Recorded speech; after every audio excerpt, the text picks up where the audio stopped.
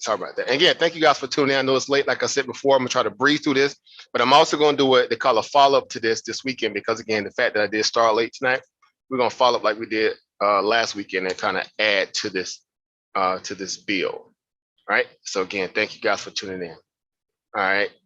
So like we're discussing, like the title of the link that I sent you guys, discussing the value of what we're dealing with here in terms of economic policies, right?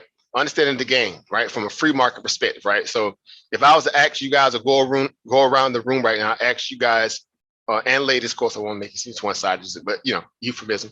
All right, what does the free market value mean to you all, right? So I'm just gonna throw it out there first, like as a blanket statement. Anybody can chime in on that. What does a free market perspective mean to you individually? Anybody want to tackle that? Free market. When you hear the word free market, what comes to mind? Anybody want to tackle that? Anybody want to tackle that? Market to me would be anyone of any economic status or with or without title can take a part in it. Okay. All right. Very good. Good perspective there. All right. I like that. Anybody else want to chime in on there? Opportunity. It's just opportunity, right? Kind of keep it straightforward, because again, what is the prerequisite to growth?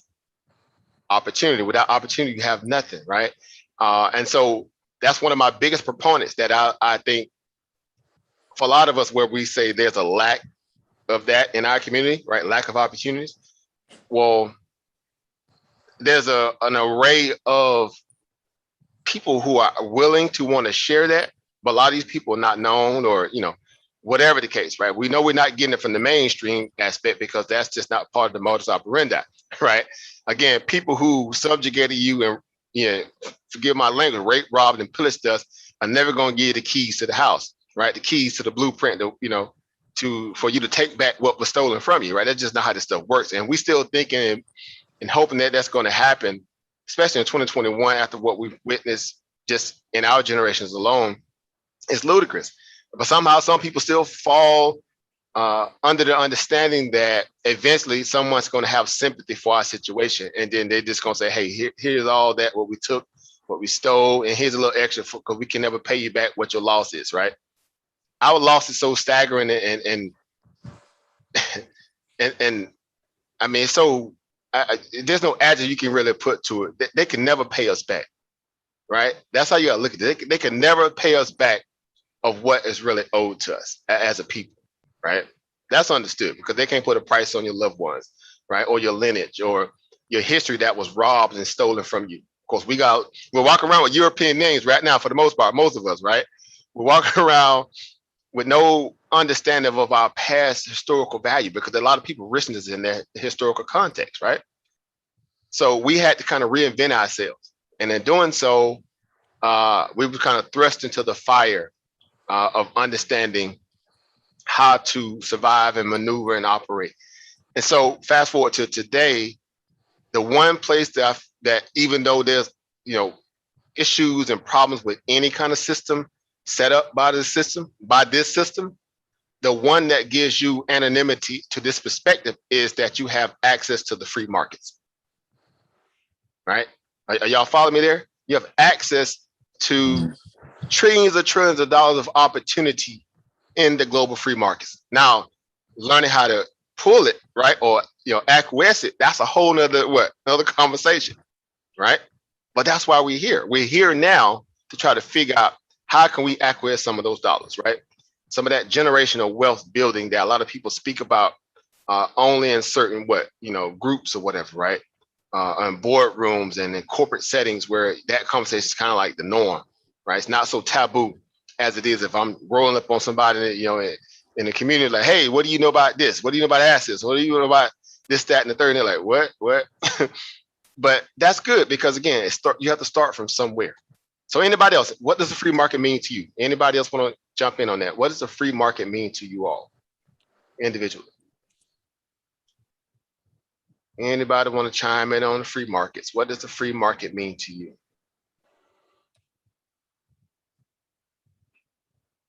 Anybody? I guess everybody's listening because it's late. That's fine. That's fine. Having So the ability to.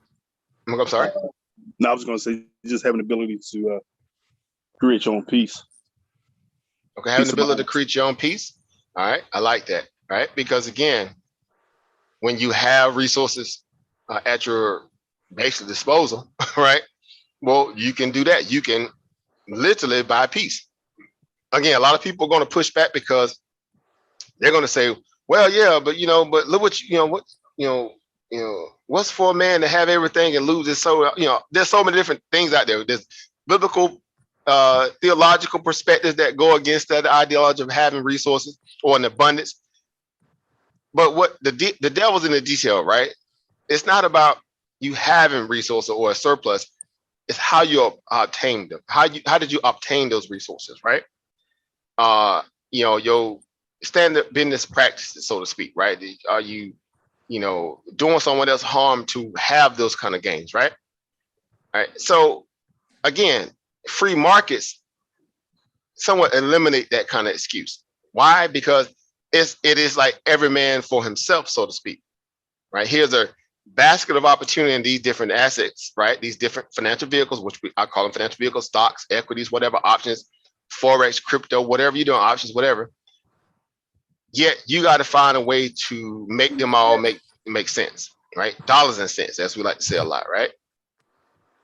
Well, therein lies the oyster, right? Therein lies the oyster that will reveal reveal the pearl at some point. You got to be willing to get your hands dirty, right? Get your mind a little bit challenged where you're getting outside the norm of looking at life saying, I have my 9 to 5, I have my family, I have a couple little free time hobby things that I like to do, but outside of that, I don't really have time for nothing else in life. Well, convince me, how's that a game plan or a blueprint to growth? Or we say exponential growth. When we say exponential growth, we talk about over time, and time over money that's the greatest mathematical equation ever, because we discussed that a lot, right? That's the best mathematical equation ever. Time over money, right? It can't be time over TV time, right? It can't be time over, just sitting on the couch time. No, it needs to be time over money, right? We're trying to make that become a reality, right? Because in there, that's where you have exponential growth, right? Because again, if the cost of living goes down, right? Well, that's a good time to stack your chips, right, for rainy days. If the cost of living is obviously spazzing to the upside and it's becoming more expensive to live, well, you have to have again other forms of income to come in to pad that, right? If you on a set salary, right? So what else do you have, right? Unless you're gonna start your own business, you're gonna kind of get into the hustle game and maybe do a little flea market business. You may do a little side, delivery driving, whatever the case, right? But nonetheless, those are things that come with some aspect of cost, right? So we think about cost-effective business models, right? What is the least path of resistance, right? The least overhead to get a person in a position where they can obviously, number one, procure income, but also retain that income, right? And not it being just a one-off event, right? Well, we need to be ongoing. We need to be where when we go to sleep, those assets are still being able to produce, right? That's what we all somewhat would like, I would think, for those who are in attendance, because I know you guys are cut from a different cloth, right? That's why we're here tonight. Well, there lies understanding what the free market really has to provide. Now, sometimes it may come off in a salesman-like perspective, like, well, man, what's this? I keep hearing about this stock stuff, but it's this and it's that. I heard all the fears about it. I heard people losing money, whatever. And that's fine, because again, those just like anything, there's no finite value of how can I put this? There's no finite value of or a complete road to success where there's no kind of issues along the way, right? Where the game is variable in its nature, right? It's going to change. It has a discovery kind of blueprint about it, right? Where there's things that come along, come up in the middle of a great opportunity. Well, sometimes you have to audible, right? You have to readjust your schematics, right? And that's fine. That's life, right? Show me in life where there's a blueprint where everything just goes from 0 to 60 seamlessly with no hiccups, consistently. Life, living, raising children, Going to school, show me 100%, clean slate where there's no issues. Or there's no variables, right, that cause you to have a pause and say, let me, work this out. So again, understanding the free markets, the importance of them, the ability to take this information and say, this is why I need to be studying, right? This is why I need to use my time wise when I have it to figure out this blueprint, because those who have become wealthy using the markets, right? It wasn't a scenario where they just figure like, well, this may, help me get there. But outside of that, I'm more comfortable feeling like I'm just going to work my way through this thing and just figure out, let the chips fall as they may. But we talking about exponential growth again. Key phrase in there: exponential growth, right? Again, you have to have other ways, other irons in the fire, and this is just one that provides us that blueprint. Does that make sense? Right? Again, so free markets, what do they mean to you? Understanding the game, right, of how this stuff is literally hidden in plain sight. It's hidden in plain sight, and we take it for granted because we feel like we're not the most savvy people to deal with this kind of level of information. So we rather pass the buck off to a broker, CPA, somebody in the finance world. Hey, y'all go handle that. And I'm like, really? So again, make this make sense where you will feel comfortable giving a stranger your money to hold and saying, let me come back, I'll come back later. Again, besides the law that you feel like you protect under the FDIC with the banks, right? All right, or in that perspective, right? But outside of that, how does that really make sense, right? Your money just sitting and not really working for you. It's just being used by other institutions to go out there and make more money. And they're not sharing the spoils with you. They're not giving you a cut, right? Again, somebody will say, well, that's what the importance of having a money market account. Okay, again, understanding the game. There's times in the game when the getting is not so good on that side, right? Right now, it's not the time. Why? Because when interest rates are basically at what? A quarter point from being at zero, how are you making money on your money sitting in the bank? Crickets. So again, those dead presidents are exactly what they are. They're dead presidents. They have no use case. And then he said, well, what else do you have out there to produce, right? Besides working for it. So again, this is where this information becomes legendary. Why? Because the more we take it serious, the deeper we're going to see how deep this rabbit hole goes. Our study, our ability to want to know more about it, because again, it's a net positive. Convince me that this is just, pontificating. Convince me that all we're doing is coming on here pontificating. And then I'll just cut the live off and we'll just go on about our evening, because we know that's not the case here. We see the results from others. We know that there's money being made literally right now in the futures market, right? There's money being made around the clock, 24/7, not just in the equity asset class, but Forex, crypto, binary options. There's money being made 24/7, literally. And for a lot of us, that spigot gets cut off at what? 5, 6 p.m., 4 p.m., whatever, whenever you get off work. That spigot is closed, right? Right? Until you have to go back and cut it on the next day, right? But with the permission of the people who own the spigot, right? That's that part, right? If you're not your own, independent owner, right? Entrepreneur business owner. So again, laying the groundwork, putting the thesis in play here tonight, so we can all grasp a little bit from it and realize why we're here and why a lot of these conversations are important. Besides, okay, we can go over charts, a million times, but you got to still understand the perspective of why we're really here, and the greatness of why in that spare free time you need to be trying to get every nugget of information you can from this, because just like evolution had its place, they're going to evolve the same way, meaning the system as a whole, right? The market as a whole, right? Right now, the high frequency algos are running amok in the markets right now. Literally trading bots. People are using bots to make money for them while they literally sit on their behinds and do nothing. And the people who are more endowed to have that kind of level, not that it's only them and them only, but when you have more money, that means you have a better and a bigger risk tolerance. Does it make sense?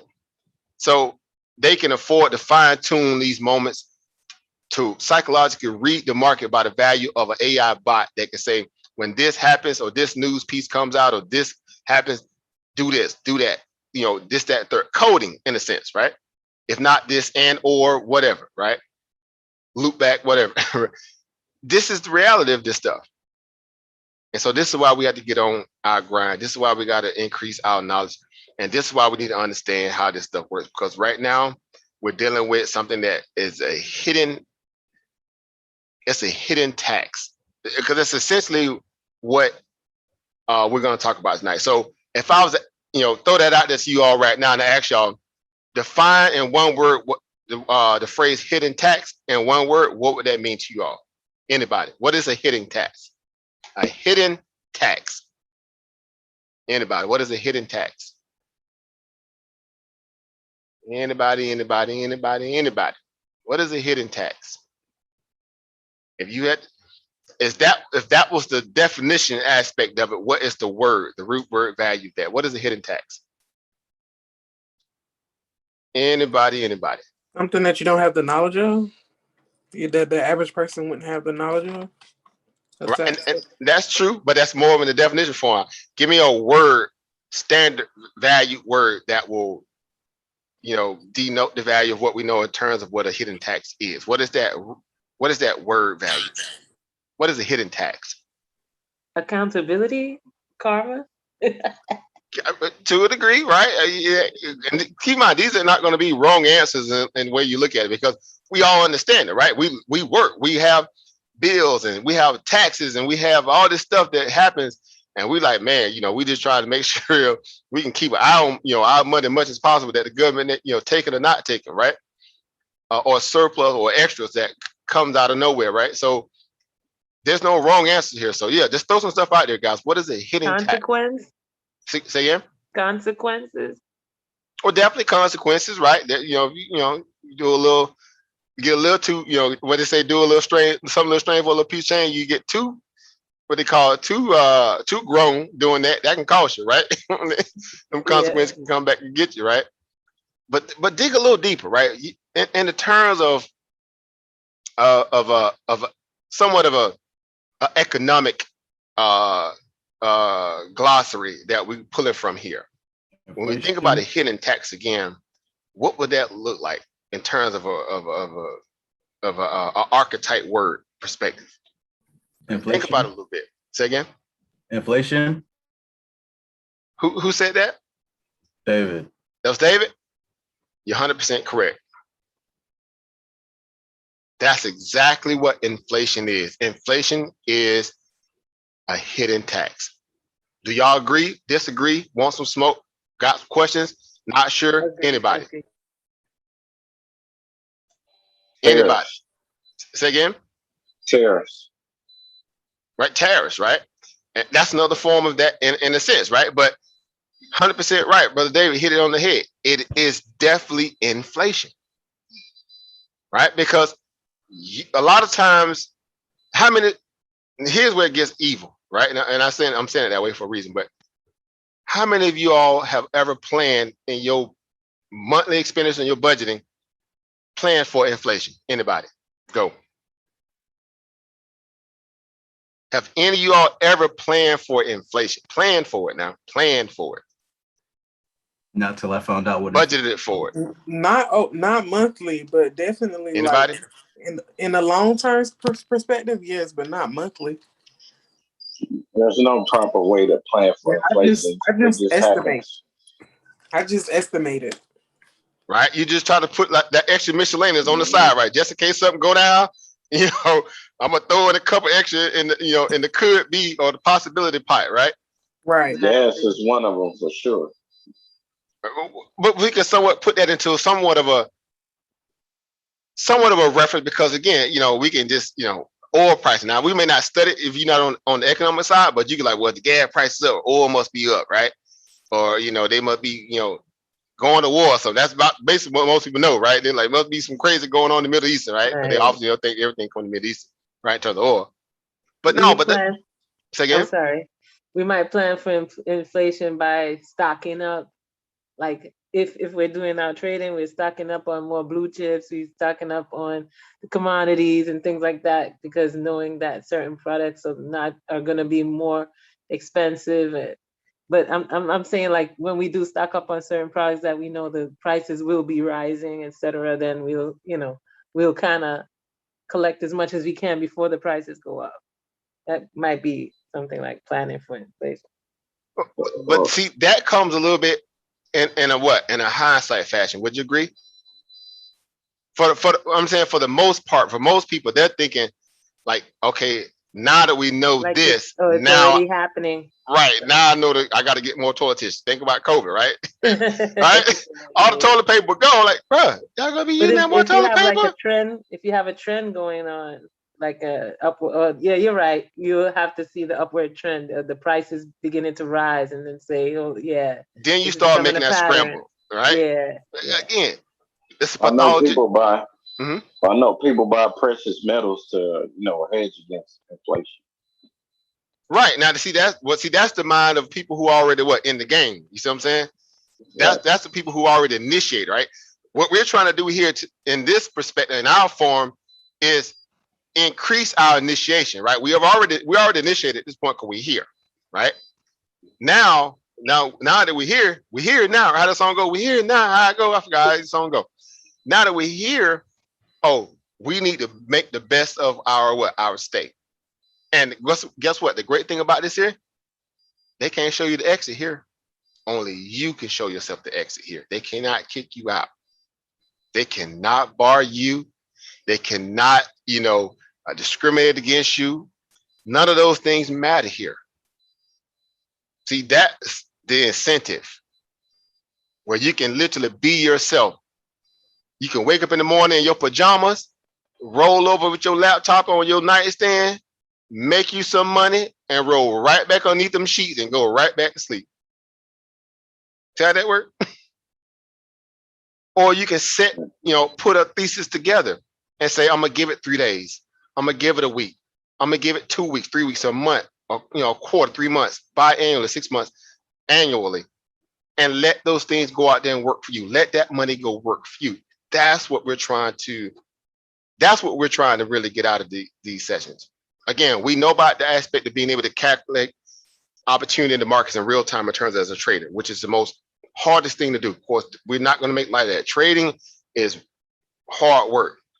It's easier to do once you know all the moving parts, right? But it is, focus, intent level of information and work that you have to perform. You have to be focused. You can't be distracted. You can't be all over the place. You can't be emotional, trying to trade the markets. Because you got to go into the market saying, hey, if I'm trying to capture this stuff in real time, what is the herd saying, right? It's like herd immunity with this, with the staff, right? That everybody all, up in arms about right now. But and in the same breath, there's always two sides to that perspective, right? Right. So you have to make sure you understand all rules of engagement. As we always say on here a lot, we speak about the rules of engagement because there lies, again, you being conscious enough to know how to play both sides, right? Because having an implicit bias that's a death wish in the market. I don't know if anybody ever mentioned that or not, but I'll be the first one to tell you, having an implicit bias in the markets is a death wish. You're all but certain you're going to lose. At least your win ratio opportunity is going to be reduced substantially, right? What's that old saying? Mm-hmm. Bulls make money, bears make money, pigs get slaughtered. Pigs get slaughtered and chickens get plucked. Throw that in there too, right? Right? And chickens can definitely get plucked, right? Because, and that's for the most part, just using that I'm happy you brought that up too, because a majority of our people, meaning, especially people who are on our perspective of, kind of looking at the market like, I don't know, I'm scared and this, that, and third. Well, they will fall into the realm of the chicken. No disrespect in terms of calling them that, but you get what I'm saying. The chicken is what? Very apprehensive, very kind of pulled back, reserved, scared a little bit. They just run around trying not to get his head cut off, right? But they the ones get plucked all the time, right? They easy game. Because again, if something happens on an economic, perspective where it negates what they have, right? Their savings or hard times or emergency. Well, they're waiting to get plucked. Does it make sense? They're waiting to get plucked. They're waiting to get liquidated. Their savings waiting to get destroyed.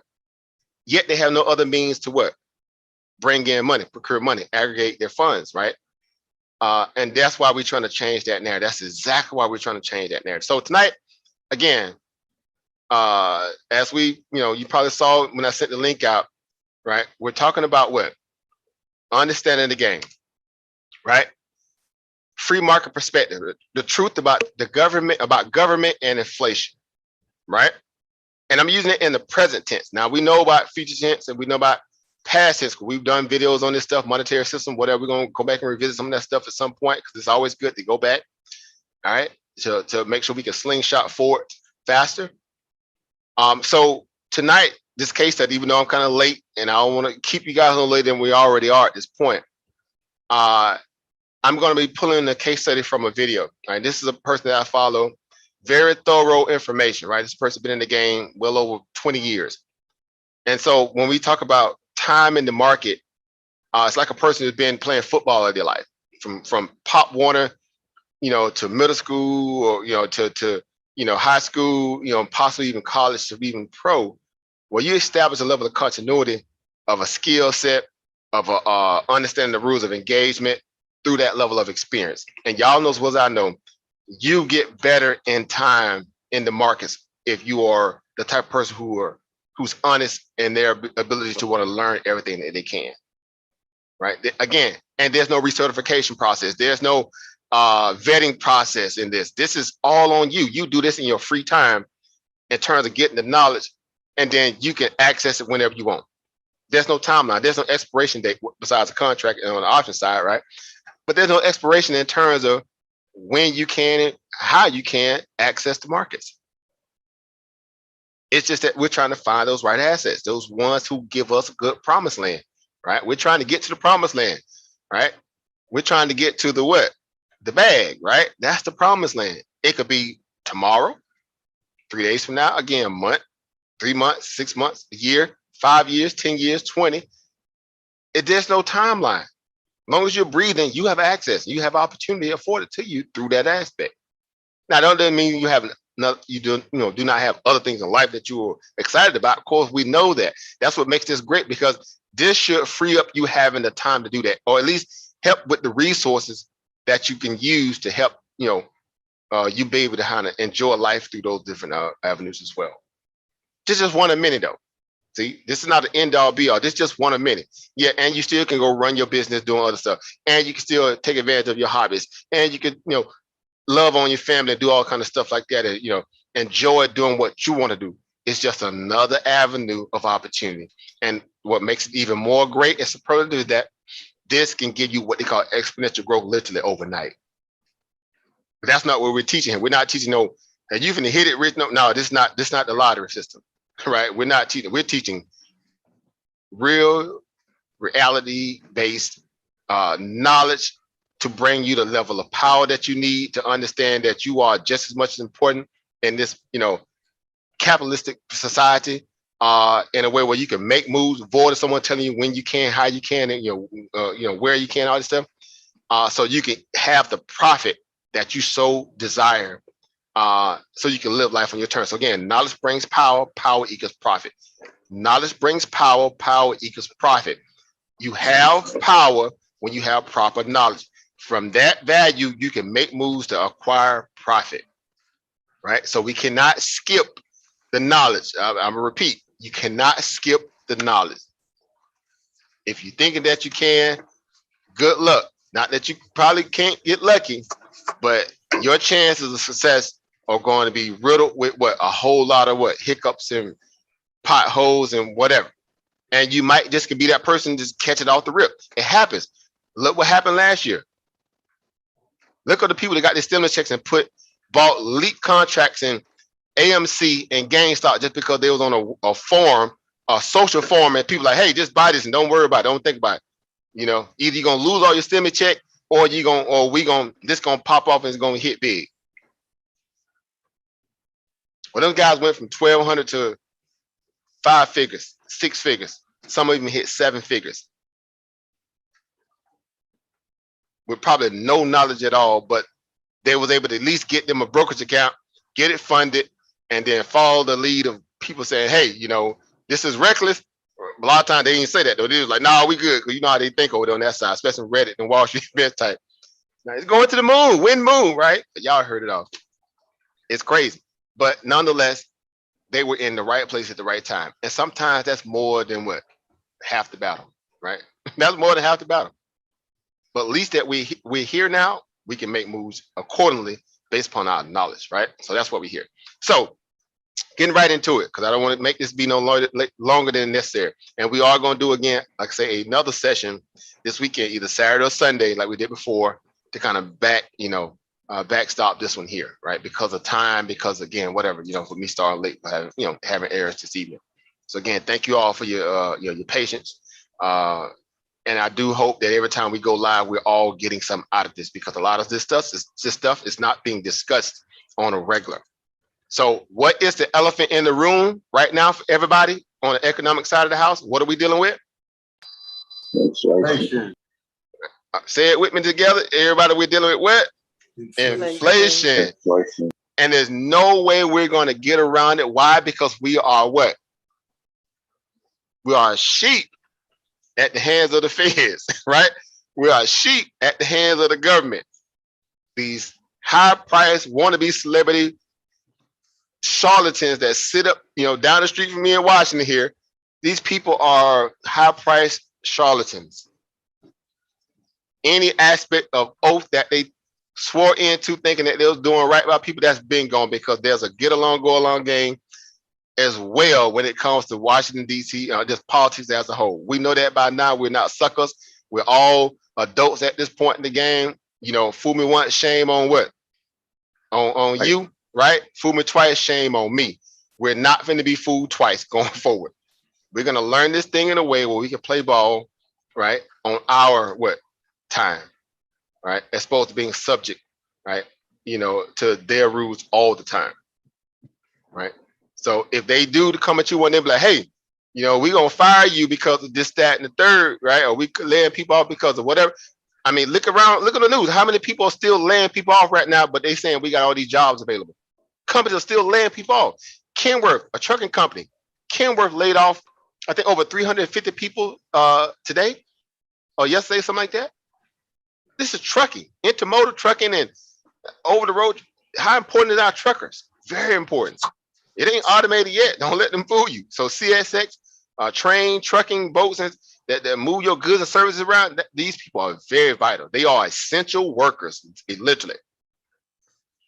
And if they're laying people off, that means that's 350 routes not being taken to kind of pad some of this aspect of what we're dealing with as far as the supply shortage. Let that make sense in a way where you're not sitting there trying to push back and wonder why you paying a little extra at the grocery store. Of course, this is why. There's a supply chain issue, and it's spawned from what?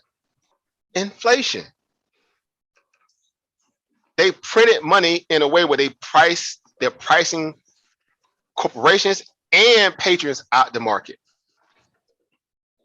printing money recklessly. And who's really benefiting from all this money printing? Right? The wealthy.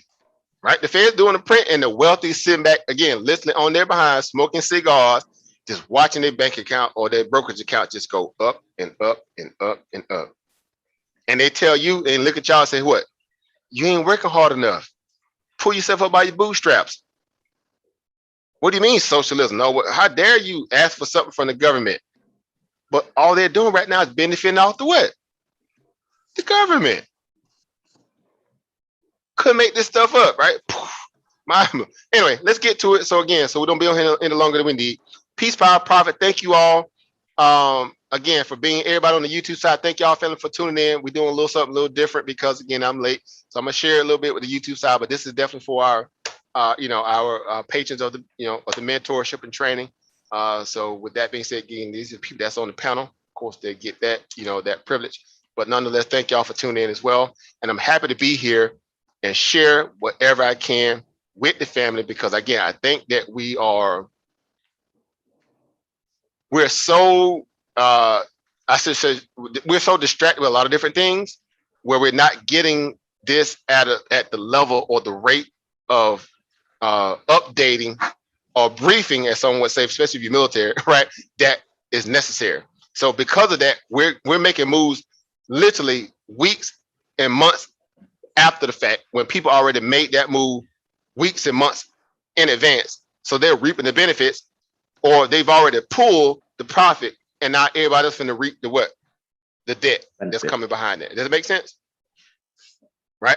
Through the policies, through, again, the inflation scenario, right? So let's jump right into it. So inflation is the name of the game. Now, tomorrow, let me just headline this before we jump right into this little video scenario. What is on the table tomorrow, guys? What's on the table tomorrow? Y'all should know this too, because y'all know I'm data for August. Right? I'm a big economic calendar kind of person for a reason, especially if you Forex trader, you definitely know this. Even if you on the equity side, even if you work for somebody, you need to know this stuff. Tomorrow is a big economic calendar date. It's almost like an election kind of level of importance. So what's tomorrow? Somebody said it. Jobs data for August. Right? August job numbers. Now, if y'all didn't know, the first Friday of every month is the what? The readout of the previous month's what? Jobs report. Jobs report. So just for y'all know that in the future, every Friday of the first month, right? The first week, excuse me, of a new month, there's a big data point that comes out, right? Somebody say non-farm payroll, exactly, right? NFP, right? Right? And why is it so important now than any other time? Well, because we're dealing with what? Labor shortage, right? There's a big gap between labor and production. We're imbalanced now. And in between all that, it's the feds looking like, Tyrone Biggums, right? Or Ashley Larry, right? At the dice game, just like, we finna gamble. We finna look. Also gonna let them know if they should start tapering soon or not. Because we just had Jackson Hole, right? We know the Jackson Hole is basically I don't even call it symposium at this point. It's just another way where the taxpayers are paying for these people. I'm about to call them something else, smucks, right? To go hang out at at Jackson Hole and fish and catch trout and make monetary policies and discuss American people's economic situation at leisure, while everybody else is struggling, working hard, trying to keep this, that, and the third and grow life. Again, we've made America a country club for people just to pontificate and muck off on our time and our dollars, and nobody's being held accountable for it. So if there's no accountability infrastructure in place, then guess what? You are responsible for your own economic situation. I repeat, you all are responsible for your own economic situation. Why? Because ain't nobody coming to save you. I repeat, there's no one coming to save you, especially financially, right? Those benefits of getting ready to run out, unemployment, gone. Eviction moratoriums, gone. The rubber finna meet the road. They're already saying they're already projecting over 1 million people are going to be evicted. That's in the first wave. Let that marinate. How many people in America right now? What, 350, 60 million people here? Wow. Just imagine 1 million just off the rip, 1 million houses coming available off the overnight. Let that marinate for a moment. 1 million places being, open all of a sudden. That means there's gonna be 1 million people displaced from their house. Think about that for a moment, right? So again, this is why we learn this stuff. That's why we're a little different. We cut from a different cloth. We want to know everything about this market, not just the X and O. We know we can learn technical. We learn fundamentals till we blue in the face. We know we can learn all those things till we blue in the face. But you need to know everything about the free market. So when you go into these different asset classes, you have a poker chip that's more expensive than that table can even, to account for, right? So that's why this stuff is important. So let me jump right to it again. Thank y'all for tuning in. Let's get into it. So this is inflation, right? From a content creator, again, the guy been in business 20 years, but we've discussed this stuff so much. Y'all heard it from a lot of different people. So a lot of this stuff gonna be like you hearing this stuff all over again, but he gives a very unique perspective in terms of what's important, because right now we're all up against the inflation clock. It is not transitory. I repeat, it is not transitory. I repeat, it is not transitory. The Fed's been telling y'all it is transitory. That's going to kind of balance itself out when the labor force get back to work. But again, they keep failing to price in COVID. They keep failing to price in how the inflation aspect of policy and just lending money out all over the place recklessly and not necessarily putting it in the hands of people who really need it the most. It's really going to backfire on them and their policy. And it's happening right now. So without further ado, let's jump right into it. Let's have this discussion, right? So I'm gonna set my audio up here and we're gonna dive into this a little bit here. All right. And again, thank you all for your patience. Because we up late burning the midnight oil, right? Again, everybody on the YouTube side, thank y'all for tuning in as well, family. Thank you, Ova. I appreciate Thank you all. everyone. Dearly. All right, so let me jump into it. Let me cut my video feed here. And like anytime, y'all let me know when you can hear the sound clear. Can y'all still hear me clearly? All right, let's see. Can y'all still hear me clearly? Yeah, we can. Yeah. Okay, all right, awesome. All right, so let's jump right into it. All right. All right. To discuss the disgusting market that have been going on throughout the week. And then we'll talk about good news versus bad news, how to read good news and bad news. Someone have to mute their mic. Someone has to mute their mic. That way it's not. Sorry about that. Okay, let's go, guys. The disgusting market manipulation efforts that have been going on throughout the week.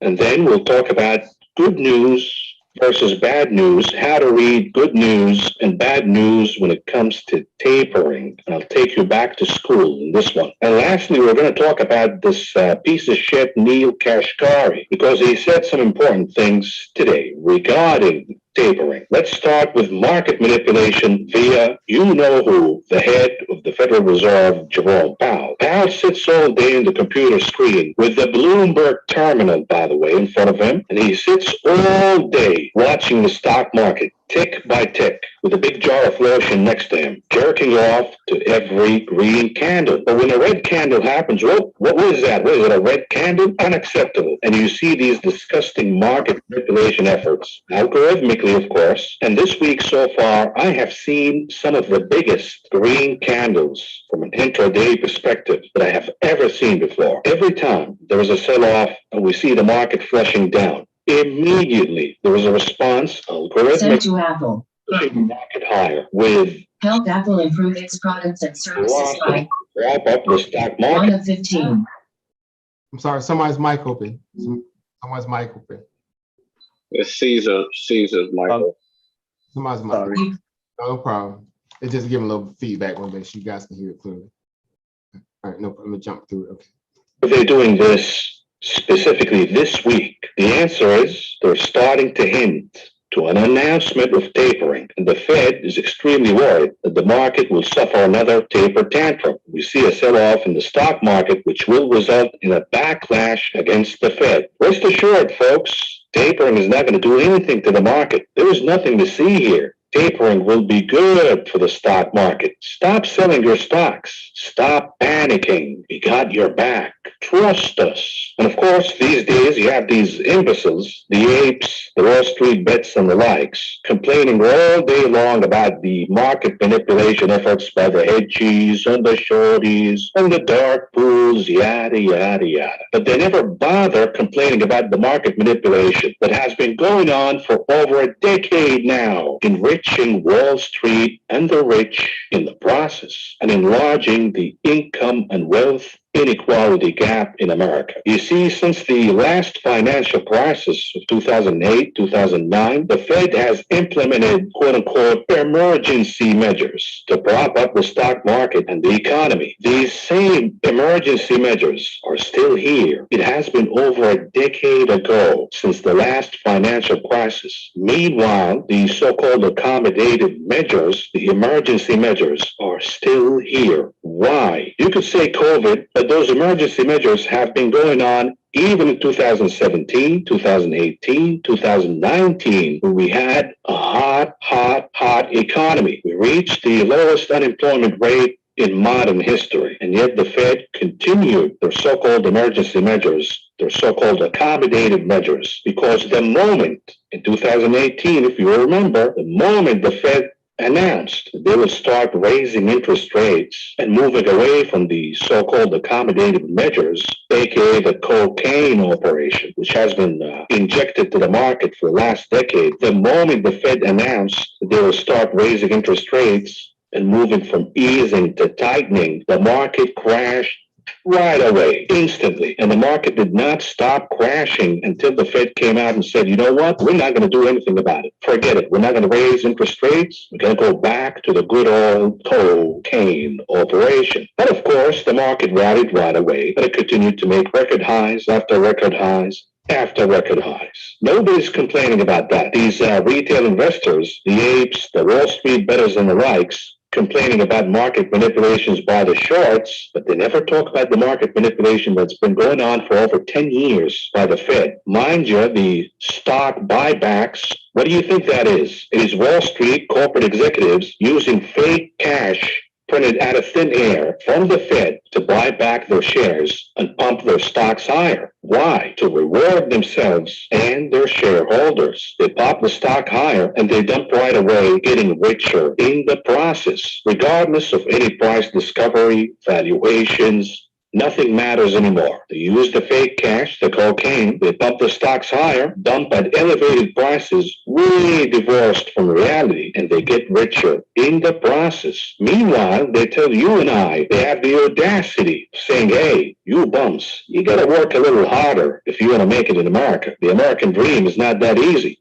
If you're working construction, you gotta drill a little harder. Hold that drill and give it a little oomph, and you'll make more money and you'll live comfortably. We all know this is bullshit. This whole work hard, follow the rules, that's all garbage. This is all propaganda to keep us obedient workers. Wall Street and the rich to make them richer. But these days, we're not village people anymore. And we know that the rich has been getting richer, billions and billions of dollars, not by working hard, by the way, or innovating or anything relating to economic expansion. They sit in their asses all day long watching the stock market using fake money printed out of thin air, which is, by the way, racked up as debt for the next generation. They use that money to prop up their stocks and dump them at higher prices, getting richer in the process. All done digitally while sitting on their asses. This whole Ponzi scheme, this whole garbage, fake economy has been going on for years and years and years. So when you say, hey, bro, you're questioning the integrity of our markets. Yes, I am. You and I know these are manipulated markets, the garbage markets. And therefore, in this channel, the purpose of this channel is to encourage retail investors, regular people, to wake up and realize that this propaganda of work hard, follow the rules, get a promotion, and you're going to achieve financial independence at some point. Garbage. Look at the gap between wages and home prices. We have the least home affordability in any modern nation. Once you realize that the system is broken and all of what we're doing is being obedient workers, working our asses off, wasting our time, our lives to make somebody else richer, the 1% and the Wall Streeters. But how about we rebel and we join the so-called game and we play with the same rules they have? The problem is some of us are dummies, the retail investors, and we chase meme stocks and garbage pumps and dumps, and all of what we do is contribute even more in making the rich richer and the poor poorer. You chase the mania, the pumps and dumps, Guess what? You lose money at the end of the day. They get richer. And we look back, and all of what we have achieved is another cycle of boom and bust where Wall Street gets richer, just like the 2000 dot-com bubble in the 1990s ended in 2000. The message is we have to play the same game that Wall Street has been playing for years, but we have to do it intelligently. Buy when they buy, sell when they sell. But now the so-called game is changing, and the reason is we have inflation in the picture. It's a weird phenomenon to have inflation hand in hand with an economic disaster from the pandemic. Of course, all of this is masked by stimmies and free cash printed out of thin air. But behind the facade, we have a zombified economy that has no legs to stand on its own at all without the so-called accommodative policy. And the so-called accommodative policy will have to be removed if inflation continues to rise higher. That leads us to the main event this week, which is the anticipation of tapering. Tapering is the first major step in removing the so-called accommodative policy. Of course, they're not going to be able to remove the entire accommodative policy all at once. It has to be done gradually and getting the feedback from the economy and the market before proceeding to the next step. Of course, the ultimate step is raising interest rates. We know this will not happen anytime soon. And the reason is we have a zombified economy drowned in debt. And the moment you raise interest rates, you're going to nuke the entire economy. Game over. But step number one is tapering. The Fed says we're going to announce tapering in September. But many market observers and participants cast doubt on the Fed's ability to taper as soon as September or even October. And therefore, we continue to see dip buying in the market combined with the manipulation efforts from the Fed. We see these explosive rebounds higher pretty much every single day. Now, how do we approach reading the tapering announcement? Let's go back to school.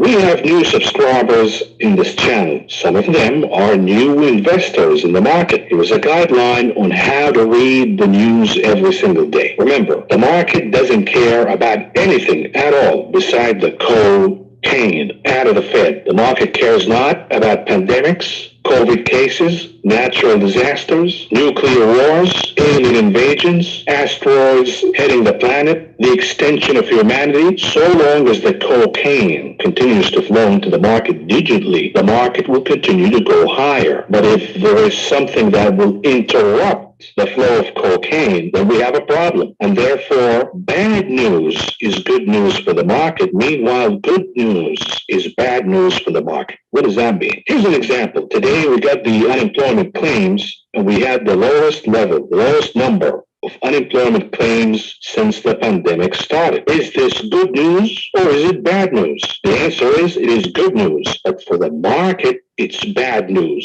Why? Because if the picture of unemployment is getting better in the economy, then the market will require less and less, quote unquote, accommodation by the Fed, aka removing some of the cocaine, which opens the possibility of a withdrawal syndrome in the market, since the market has been a coke addict for the last 10 years plus. Now, here's another piece of news. This is the exercise, by the way. In the classroom right now, we have the headline about COVID-19 cases, and the hospitalization is reaching levels that we have not seen since February, at the height of the pandemic, mind you. Is this bad news or good news? The answer is it's bad news. People are getting sick. People are dying. You know the story. But for the market, it's good news. It's the best news ever. And therefore, the Fed, their allies, and market bulls are cheering Delta, Delta, Delta. Please kill more people so our stocks can go higher. Because you see bad news, such as more infections, more slowdown of the economy, people getting afraid of getting infected, and therefore slowing down spending, slowing down inflation, slowing down the pace of economic recovery. What does that mean? It means that the accommodative policy will be here to stay. The market has an excuse to the Fed, for the Fed. We need the cocaine. Look at Delta, bro. Look at all the problems from shutdowns in Asia to hospitalizations in the United States rising, come on, we need more coke, otherwise the market will crash.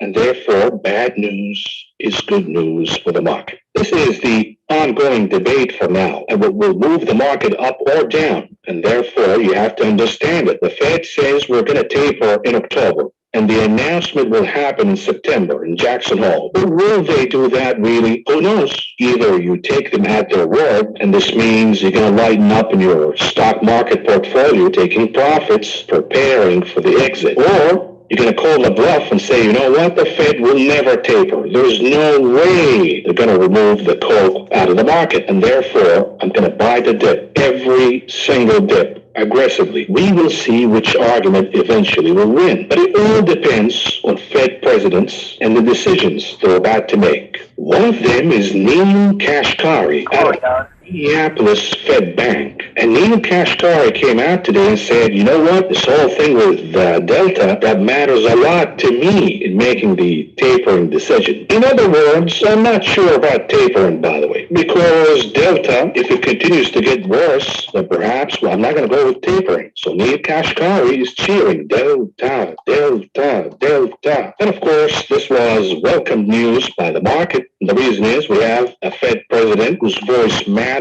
saying, I'm not sure about this tapering thing. We got to wait and see what happens with Delta. This is exactly what the market wants, kicking the can down the road. And Neil says the entire purpose behind the coal corporation by the Fed is full employment, which is bullshit. It has never been about employment, Neil. This is the excuse to continue to prop up the stock market and the real estate market, aka the assets of the wealthy, which is your real mandate, by the way. The whole employment thing is a sideshow. In other words, we're not going to stop pushing coke into the market until we reach full employment in the economy. Now, what is full employment, by the way? Well, the Fed chairman says it's a flexible, fluid situation when it comes to full employment. It could mean 2.5% rate of unemployment, but you also have to factor in other age groups, genders, minority groups, etc. So there is no clear definition when it comes to full employment. The vague nature of full employment gives the Fed the excuse to continue on and on and on with propping up the stock market via the cocaine operation. You know who had full employment, Neil? It's the guy with the funny mustache, the German guy. Actually, he was Austrian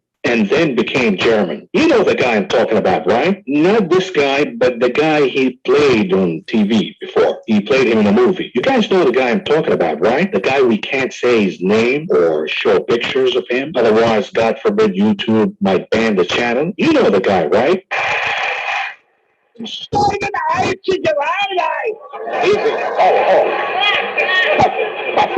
was the old German, right? No, it's not. And while we're at it, let's talk about this creature, Neil Kashkari. Remember Neil, the infinite cash, Neil? To the person who is about to grab their car keys and go to the ATM and take out $3,000, you say what? You don't need to. Your ATM is safe. Your banks are safe. There's enough cash in the financial system, and there's an infinite amount of cash at the Federal Reserve. An infinite amount of cash at the Federal Reserve. An infinite amount of cash at the Federal Reserve. An infinite amount of cash at the Federal Reserve. Neil claims that he understands the plight of the poor, poverty in the country, homelessness. He understands all of that because he played a homeless guy on TV for about a week. Of course, with a film crew, private security, etc., etc. But now he understands. He knows how the poor in this country are suffering, and he has the solution. The solution is to put more into the equities in real estate markets to prop up the assets of the wealthy, the 1%, and then some of that will trickle down to create jobs for the Somebody's mic open.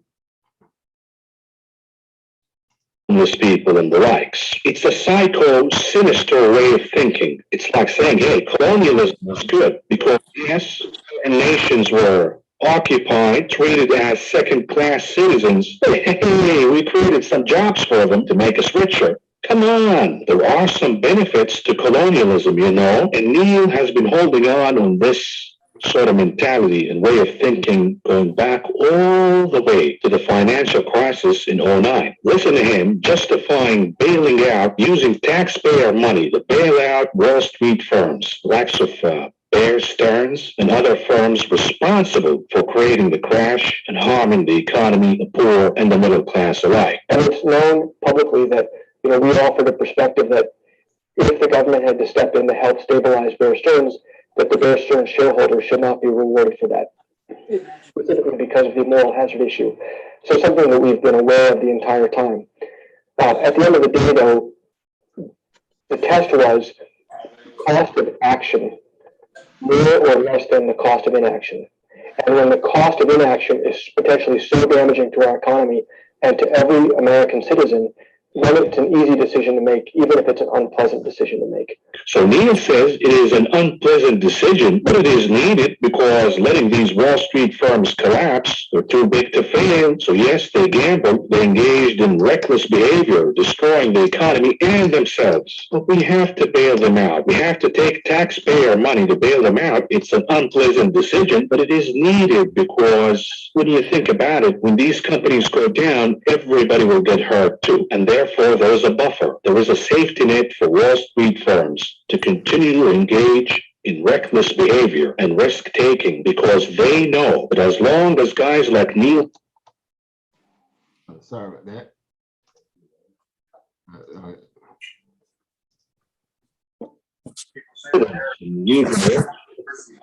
Unpleasant decision, but it is needed. When's his last day? Who's this? I'm sorry. Is that who's speaking? Who's speaking? I can't speak because I have the screen thing up. I'm sorry. Who's speaking? Al Sims. You gotta mute your mic, bro. Oh, what else? Al asked the question. Oh, I can't see because my bad.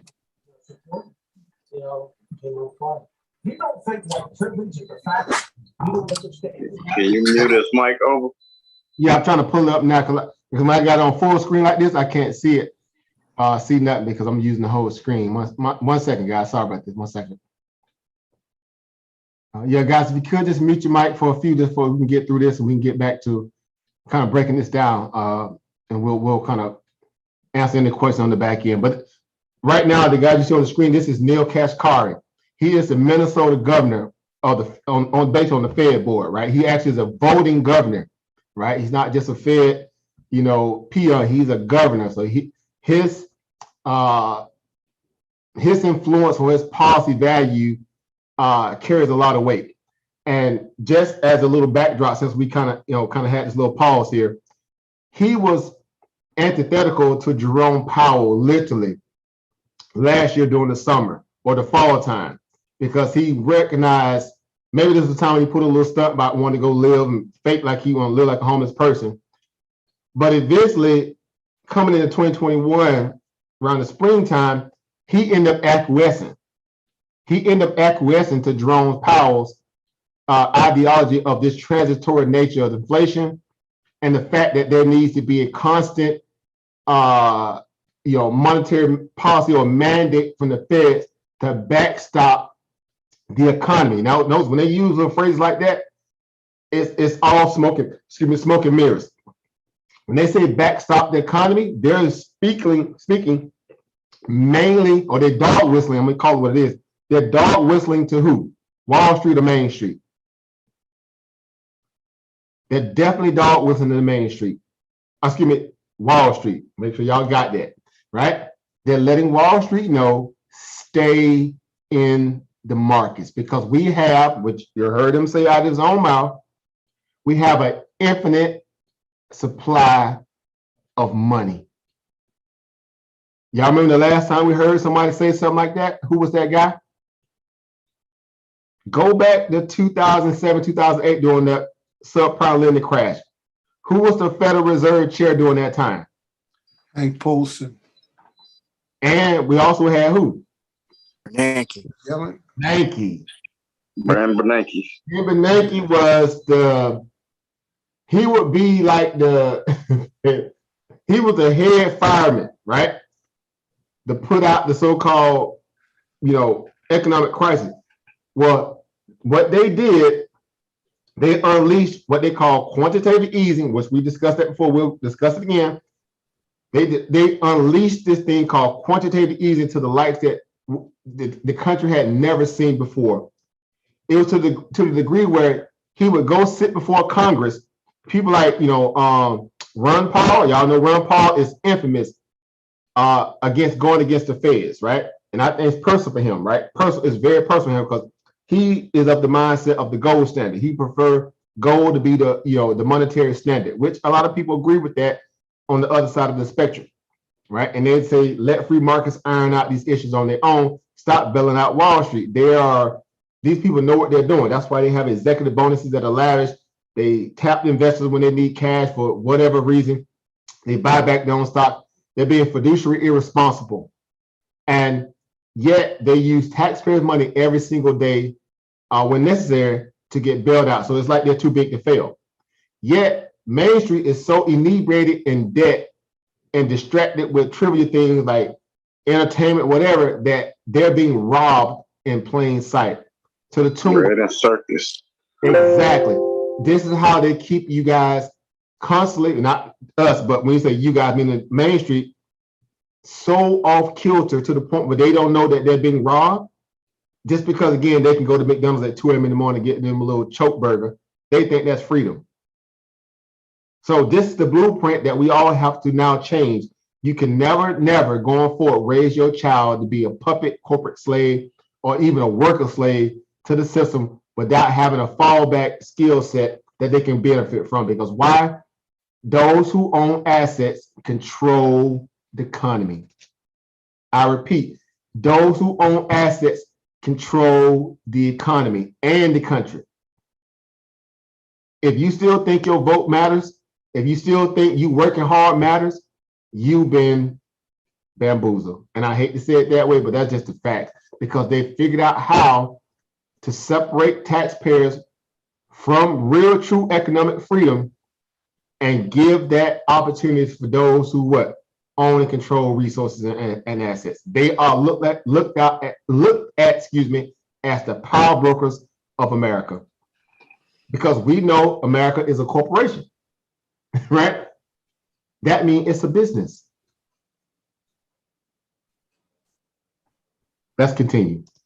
Because when you think about it, when these companies go down, everybody will get hurt too. And therefore, there is a buffer. There is a safety net for Wall Street firms to continue to engage in reckless behavior and risk-taking, because they know that as long as guys like Neil Kashkari in charge, they have a sugar daddy that will bail them out all the time. They will use taxpayer money, robbing and stealing from the new generation, the next generation, to bail out Wall Street firms that have engaged in bad behavior. And he is using the same logic, by the way, to justify the so-called quantitative easing, the so-called accommodative policy, the so-called cocaine operation to prop up stocks and real estate values. He uses the same logic to justify the unjustifiable. In our conversation, Kashkari was quick to dispute the criticism that the Fed is really just boosting financial markets and helping Wall Street. There is this idea on Wall Street that the Fed kind of has our back, and that because you may have well-intentioned policies that are trying to get everybody to work, there is this side effect, this unintended side effect of just kind of really helping the rich. That argument ignores the benefit to the poor.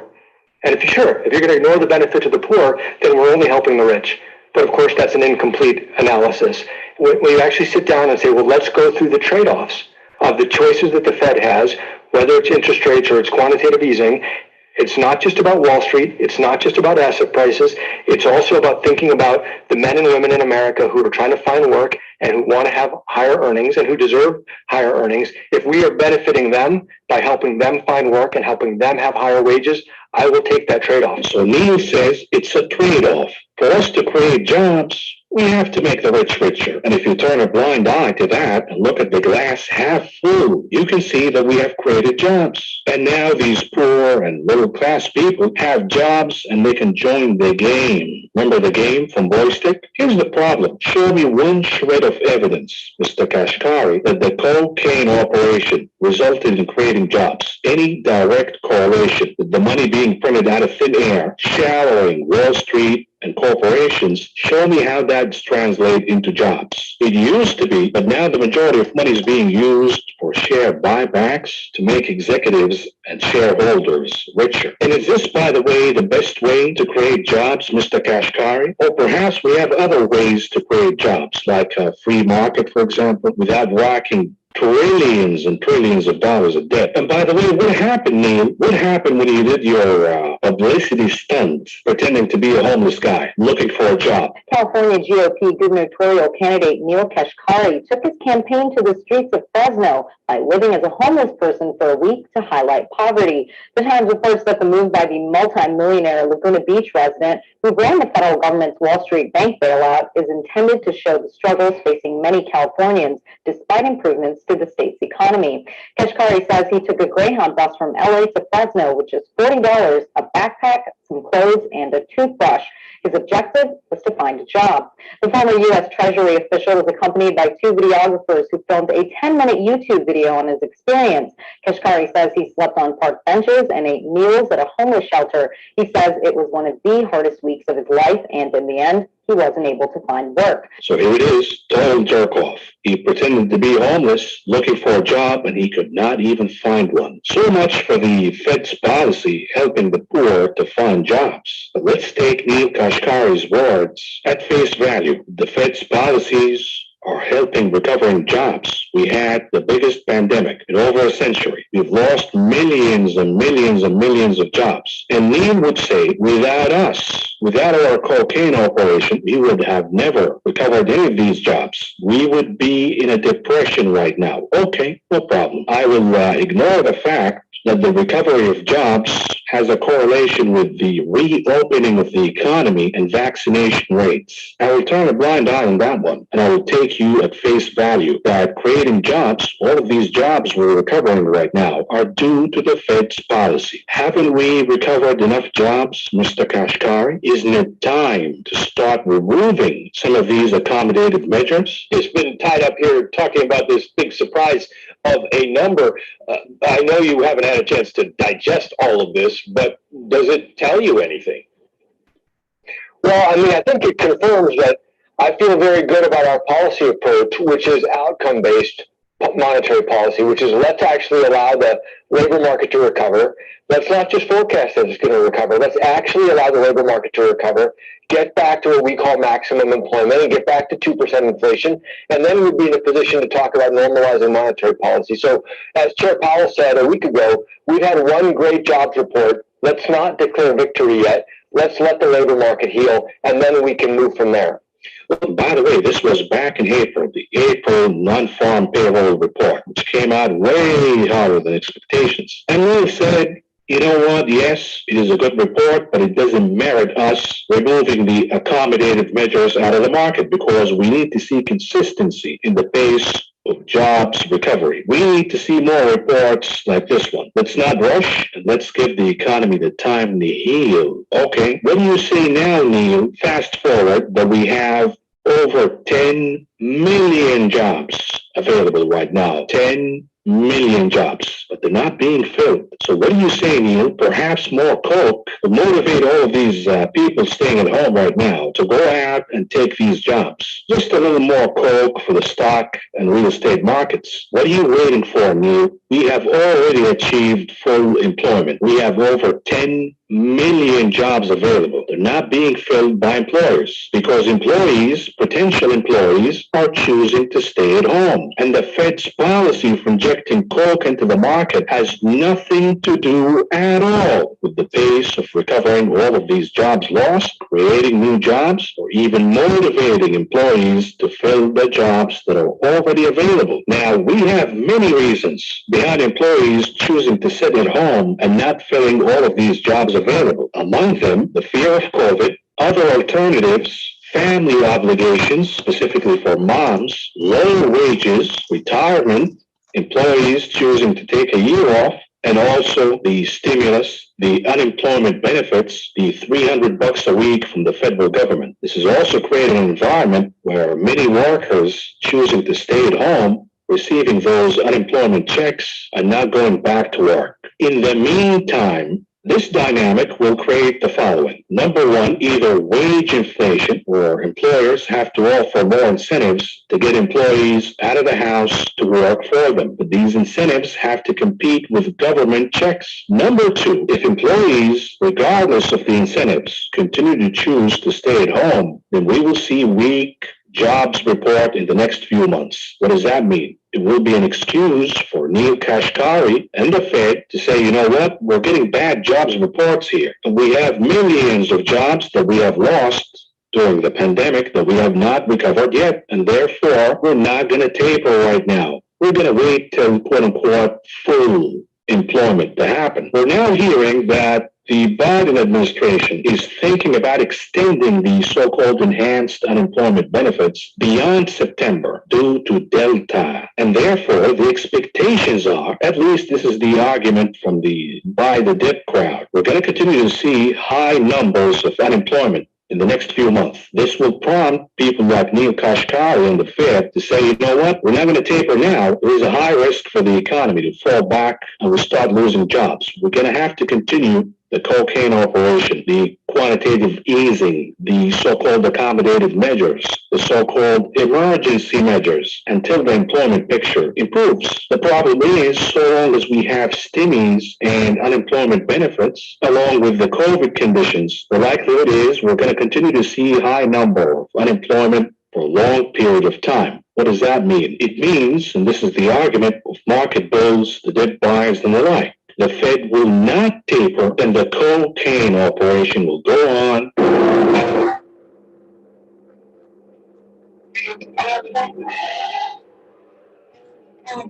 Anyhow, enough talking about this piece of shit, and let's move on to the market coverage and how the market performed today. And here we go. The Dow Industrial Average closing in the red, down 66.57 points, or a decline of 0.19%. The Nasdaq closing in the green by 15.87 points. All right.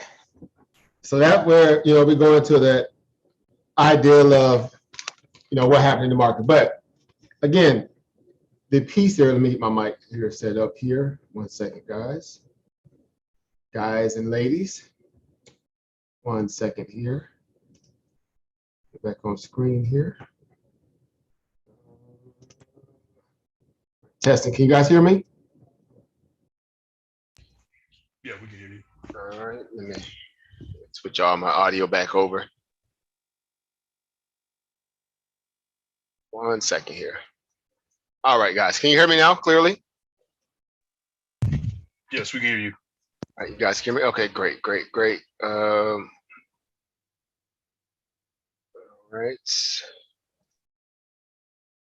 All right. So let that marinate for a moment, right? Let that, let it kind of move through your brain cells a little bit right now, right? Inflation. We started out, talking about understanding the game, right? Of free markets, right? And essentially, right, the truth about the government and inflation. What did y'all take from that soundbite? Or I'm not saying even soundbite, but what did y'all take from that? I would call it for what it really is. It's actually a economic documentary. But what did you guys take from that? The Feds are pushers. So the Feds are pushers? Yeah. Right? Definitely. Right? Again, they unlimited supply,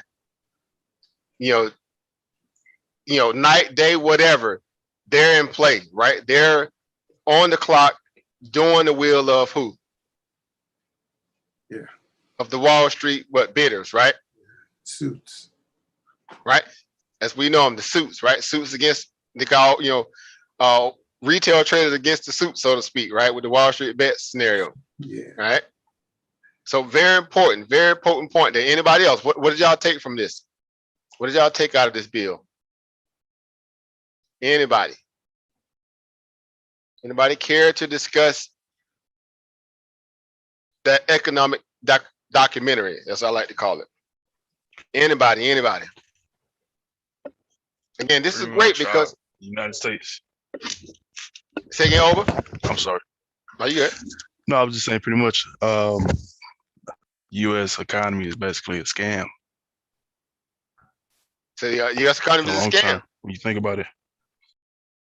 Now, let me ask you even more interesting question, right? Because blanket statements are always need detailed perspective, right?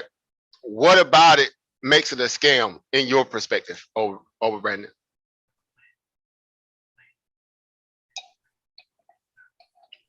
What about it makes it a scam? So when you think about it, I mean, the pushes basically help out the suppliers. The suppliers would be the companies, products and everything like that. But at the end, it's just a rotating circle of, I want to say, basically, corrupt politicians, people in pockets. So lobbyists in their relationship with what? Yeah. With politicians, right? Now, interesting enough, because you guys know civics, right? We know enough, right, to get through, some of the most basic mundane aspects of civics, right? Or political science, if you will, right? Well, who are lobbyists? Anybody? YouTube side or on the panel tonight, who are lobbyists? What are lobbyists, right? Who are lobbyists, guys? Who are lobbyists? They try to influence politicians. No, yeah, right, but who are they? Who are they? Names in nomenclature, so to speak, right? Like millionaires, billionaires. Oh, right, but what are their professions? I'm digging. Y'all know I like to dig until I get it out. I'm trying to extract. I'm trying to pull it out. Bankers, oilmen. A lot of corporate lawyers and stuff like that for a lot of corporations. Right. Key word there. Y'all hear the bankers, right? Oil people. What? Corporate, what? Lawyers and corporations as a whole, right? Yeah. We know them in layman terms as just what? Businesses. Yeah. Corporate businesses, corporate interest business. We say corporate because obviously they've reached that level of what?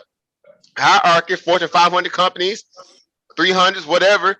They're pulling in massive amounts of what? Income, right? Revenue, yeah. Right. And so that means their mandates that they would like to make their businesses more lucrative, not so much to make their businesses more what? Effective for what? Ground level employees to kind of move up the chain where everybody can walk into economic prosperity. This is more set in what? Being able to increase their margin value. So who can benefit? They can, and their family. Because if that wasn't the case, after what we've gone through from the dot-com bubble to housing crash to many other stuff, the wars and stuff like that, you would think by now they would have that what? That ethical chip inside of them to say, you know what? Let me give Tyrone just the same much opportunity I did, right? He's here every day. He's loyal. Okay, yeah. He had to work himself to get a 401k, work up until he can get himself a 401k, but I think he deserves his slice of the pie too. Do you actually really hear that from a lot of CEOs out there? No, Tyrone is a worker bee. He's loyal because what? Poverty keeps him loyal. Yep. Other side. Yeah. He can't afford not to be loyal, Can I get a hello there? Yeah. Breathing in all that good odds, Prada. Welcome, deep divers, to the Economic Forum today, because you're going to get this work. Because this is exactly how they trick a lot of people to fall in that what? In that hamster wheel and just stay and never think that, there's nothing out there greater than that experience. They've took on the persona of, well, it ain't that bad. It could be worse, right? Because eventually that's how it happens. your aspirations, your dreams, your hopes, your goals, your ambitions turn into a lot of excuses. Well, it ain't that bad. It could be worse, right? Now you got other people to help you affirm that. Yeah, thank goodness, because it could be like somebody else out there that ain't doing this. You got to be thankful. Yep. See, this is brainwashing. People don't like to have this discussion like this because it kind of rubs them because they might be tied to theological perspective, some kind of principle, philosophy, because our parents carried that kind of mantra throughout their lifestyle. But we're in a whole new different world now. Why? Because we're in the age of information, and information is ruling the world in a way where the woke community, quote unquote, the woke community. Now there's different types of wokeness, like I repeat, but nonetheless, it's forcing people to change up this antiquated way of looking at life. And now we have access to a lot of research, data, analytics, right? Scatter plots and dot plots, spreadsheets. We now can look at information from a whole different perspective. So it removes the cloud of ambiguity when we have proper knowledge. I repeat, proper knowledge displaces, y'all know what it is, right? I'm not going to even go there, but y'all know exactly where I'm going with this. You no longer can err on the side of what? Involuntary ignorance. Ignorant, yeah. Right? You now have to move accordingly to the reality of life and the rules of engagement based upon the situation that you're in. So I say, as I've always stated and professed in my own value and sharing this with my peers, which are you guys are my intellectual peers in this, right? Regardless of our time and service as individuals in this game or not, we're all in this in a way where we're trying to get what's deserving of us. Why? Because they're constantly pulling from you every day, right? They're pulling from you in so many different ways. And we just spoke about that when we headlined this documentary, right? This economic documentary, right? Of the ideal of what is a hidden tax. Now you guys know exactly what a hidden tax is.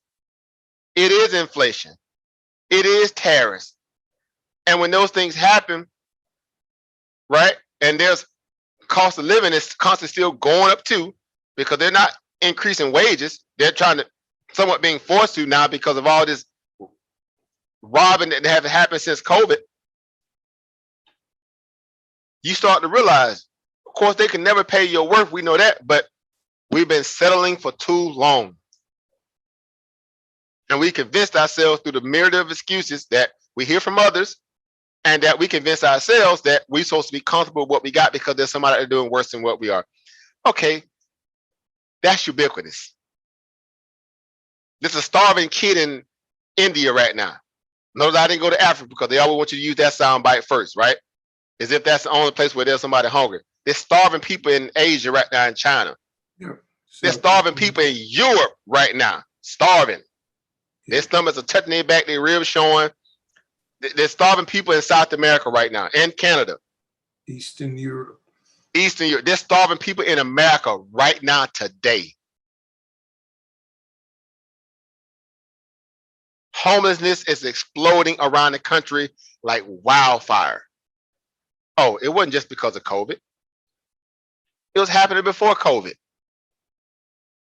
True story. It's called gentrification. It's called, again, cost of living. And the idea that the education system is so lacking, people are not being tooled properly to really be able to audible their lifestyle or their skill set to be able to, find a better environment of work that they can just move through freely. When jobs are already seeming to be at a point where there was a level of scarcity to a degree, and corporations began to realize that, so they start undercutting employees to the degree where the people that have been sit on payroll the longest, who received all the tenure because of their hard work and time and dedication and loyalty to the company, they start getting X'd. And the corporations start hiring what? The newbie, the interns, for a lot less pay. Why? Because they figured out we can retain more value of our revenue or have a better margin expansion if we cut down on the reduction aspect of what? Employee pay. It's maniacal to a degree. It's almost maniacal. It is obvious, but that's the reality. And these people that dedicate their lives to these y'all probably got family members like that, especially some generations that came before. They were loyal to a lot of these companies and these corporations. I was so and so for 20 years. That's all I knew. Now, someone was fortunate to have stock options and a 401k for the fortunate ones who understood it, who was financially literate to understand it, or pensions. And a lot of people had no clue. And they were with companies for 10, 15, 18, 20 years and had not one stock benefit. Let that marinate. You talking about a disservice to an employee? So again, this is why these conversations are important. This is why these level of conversations need to be had more than often, because there ain't nothing trivial about this. This is reality. Period. Point blank, in the real time, in the past tense, and headed into tomorrow in the future. And so the important thing about this conversation, beyond the fact that we're talking about inflation, because we're dealing with that in real time now. We're dealing with the economic elephant in the room in terms of the Federal Reserve now basically controlling. They got the world, the central bankers got the world in a chokehold. Europe put out some data yesterday or today, early today, or their inflation level is still out of whack. Hong Kong, out of whack. Japan, out of whack. All the other nations are still out of whack. They got central banks in them. Why? Because they are on the same train together. This monetary, just loose monetary policy scheme. The ECB in Europe, man, is like, man, especially since Mario Draghi left, and they now they got Christine Lagarde. And Christine Lagarde, man, we talked about her before. We ain't got to go into depth, but she a dragon. She is a dragon if there ever is one. This woman was the head of the IMF. Y'all know how bad the IMF has just pretty much just robbed Africa clean. Yep, facts. They moved her from that post, and she was a dirty, illegal, scammy. She was doing all that dirt under the IMF. They removed her from that post and put her over the Central Bank of Europe. So her doing that, what she was doing at IMF and pillaging Africa, gave her experience and tenure how to not go into economic power and that of Europe in terms of the monetary system and say, this is how you move switches around to. So again, I'm saying all that to say this: it's the central banking system, it's the parasitical system of this created entity that we know in terms of these central bankers. Now, they're not part of the overall, the original banking systems. They are a morphed. They're like, what's the movie with Spider-Man? Not Spider-Man, with the his arch nemesis. No, what the name? Venom. That's what they are, right? They Spider-Man on steroids, crack, and what else? Oatmeal or something. I don't know. Look at him. It's that bad. Now people go, man, why you on that doom and gloom tonight a little bit, AfurakanEmporium, man? Where all this going? It's going the way it needs to go to get you guys focused on understanding. Number one, this is a game where if you can't beat them, you have to learn how to what? Swim with the whales. Right? Or join them in a more what colloquial term, right? Colloquial. You gotta play ball. You don't have to be like them, but you can take from them.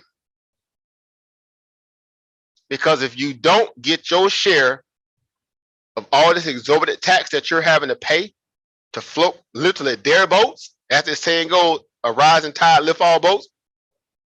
Are y'all boats getting rise, or are y'all boats rising because the wealth are getting richer right now off the stock market? Anybody go? Yes. If you're in the what? The market. If you're in the markets. Think about the percentage of people on Main Street that are actually in the markets. I asked this question, you guys in the case study several times. How many of y'all family members, close peers, close friends, best this, best that, whatever, are also in the market like you? Go.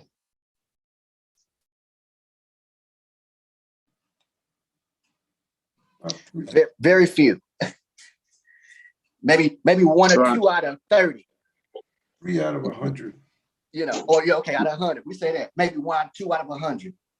And trying to Nobody's really into it like this. Nobody.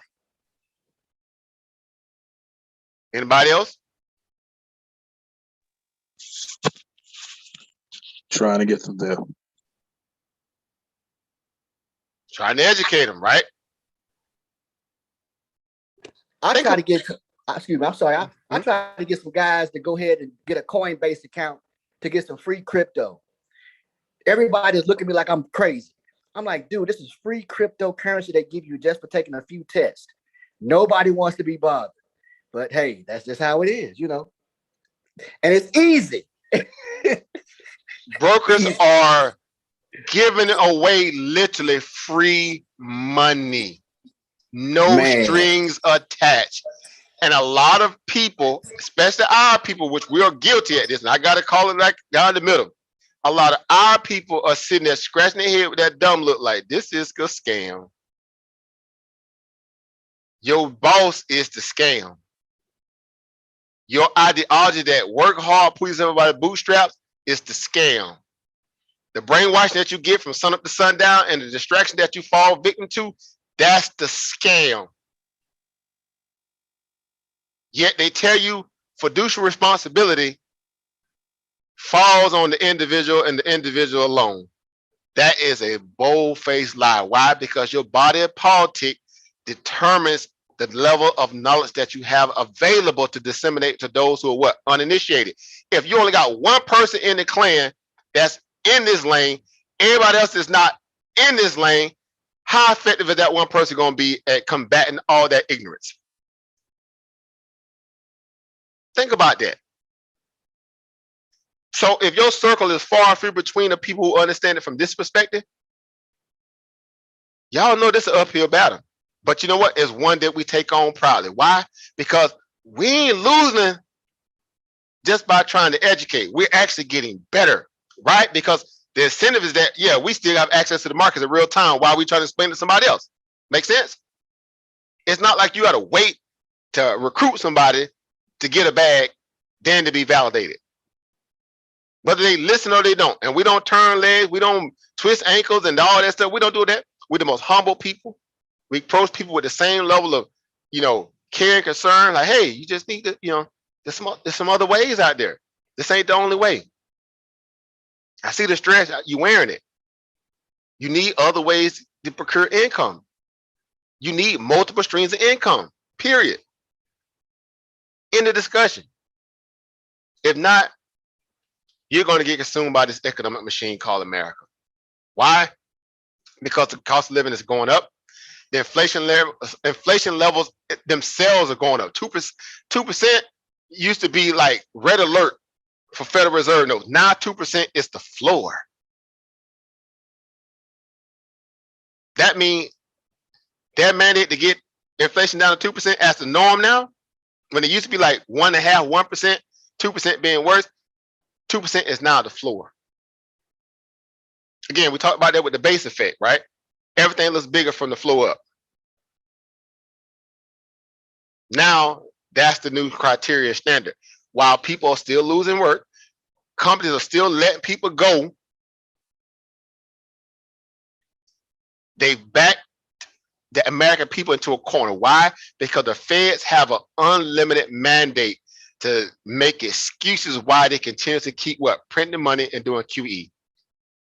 See, we missed on this job data. Kick the can a little further down the road. Do you actually think Wall Street has a conscience? Again, pandemics, all-time high. Hurricane, all-time high.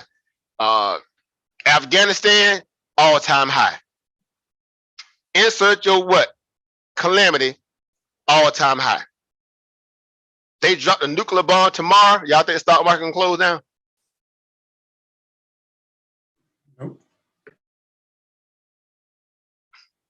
You think these people gonna miss a meal ticket because a bond got dropped? It's that insidious. In the weirdest way. Meaning, to them, it's business as usual because we understand that one thing about business. And people are like, why would I want to invest in that then? Well, you actually doing it indirectly anyway because you're going to work for somebody that's already not paying you what your worth is and what you know you truly deserve, and they robbing you worse than what you feel like the market is doing to the overall macro picture of the world and economy and economies in themselves. Again, you in a capitalist society ran by who? Have y'all not forgot? Right? Have y'all forgot? Excuse me. What's really going on here? So again, convince me what else is out there. Either you owning, I repeat, either you're owning something or you're being owned. Either you're owning something that has appreciating value or you're being owned. That's why this information is important. Why? Because at least you have anonymity when you become an investor. Why? Because you're an angel investor. People don't need to know who you are, what you're doing. You can invest in anything you want. There are ethical investments out there. There's ESG, environmental social governance. There's even LGBTQ array of investments out there. There's people who might like fossil fuels and fossil fuels only, clean energy, technology, healthcare, utility, staples, commodities, discretions. Look at here. It's a gauntlet of array of different opportunities out there that you can invest in. No matter how you look at it, cut it down the middle. But underlying value is that what? We're here for the what? We're here for the bag. We're here for the growth. We're here for the long haul. We're here for the revolution, the economic revolution that should have happened when we was in the grade school levels.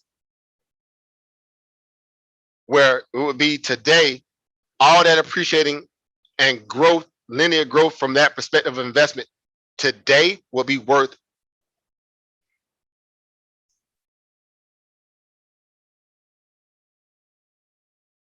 so yeah, we're playing catch up. That's okay for a lot of us, but that's okay. Why? Because time is still on our side. Time is on our side. Believe it or not, it is. All of us in here are young. No matter if you consider yourself old or not, you young in the grand scheme of things. Why? Because we've seen stocks just alone in last year went up over 1,000%, 2,000%, 3, 4, 5,000%. That may not be normal on any given perspective of a fiscal calendar, but it happens. Why? Because there's always opportunity or a black sheep or opportunity in the markets that provides you the opportunity. And at least the fact that you have access to it, if you take the time to get the proper knowledge to learn how to acquiesce these markets thoroughly, not just, I'm just going to chance it and just throw it up. No, seriously, sit still and realize, put together a game plan, conversate with other people that's in around your circles, your peers here, and work through these different schematics, quote unquote, to help you put together an investment thesis for your money that is basically dead, sitting in somebody's bank that's not growing interest on it. You may as well put that money to work. Oh, and yes, you can backstop it. And you can backstop it with stop losses and kill switches and everything else. Alerts throughout the day, and you can backstop it too. So I say to you all, again, this is why, to me, why this stuff is important, that we look at it from every potential advantage that we can, so we can benefit from it. So your children can benefit from it. Your grandchildren can benefit from it. Why? Because their grandchildren, their children are benefiting from it. You're trying to convince yourself, I ain't got time for this. I'm too tough for this. I'm too pro this and pro that for this. I'm too churchy and Christian for this. I'm too Muslim for that. I can't be doing all this, and I just got to go work for mine. I got to go do it the old school way, bro. I'm cut from the old school cloth. I got to grind hard and blow my knees and my elbow back to get mine. Bro. Pump your brakes. Because see, all that is foolishness. The game is least path of resistance. Wealthy people, look, I'm just gonna leave it there. So again, anybody else want to comment on the economic documentary we watched tonight? Because that's the elephant in the room, especially tomorrow. Tomorrow, economic data points are going to be like fireworks in the market. Hey, Oba, could you throw that video in the chat, or can you send it to us? Yeah, I'm got it. Y'all already know y'all gonna get it. Y'all know how this stuff go, right? And it's already on replay now because you can go back through this documentary here, or this, this our sessions here, and watch it too as well, right? But I'll give y'all, give y'all the link as well. So these are great case studies for a reason. Why? Educational purposes, educational purpose, not investment advice, right? But it's for what? Edification. It's for the knowledge, because a lot of our people have no clue. They have no clue the importance of $5 in the market, the importance of $2 and $3 in the market, tip money, the importance of tip money in the markets, fractional shares that you can buy, free shares of free money you get just for signing up to a brokerage account, no strings attached. All people just say, hey, are you who you say you are? You got proof that you so-and-so, so-and-so? Okay, you good to go here. Here's some free stocks to get you started. And you can do nothing else for the rest of your time on that account, and let them free stocks that they gave you just go to work. You go back and look at it 5, 10 years later. Man, this little thing up by 7,000%. What happened? What's this little mess? Oh, so I guess they say this is what they said it was. Oh, okay. I thought it was a little.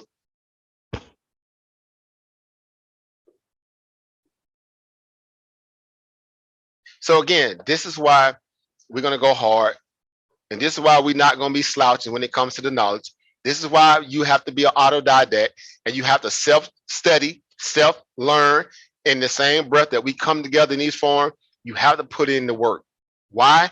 Why? Because it's important. Not to prove it that you can show somebody else that you can do this, but for your future generation, because they're going to need a little extra to work with.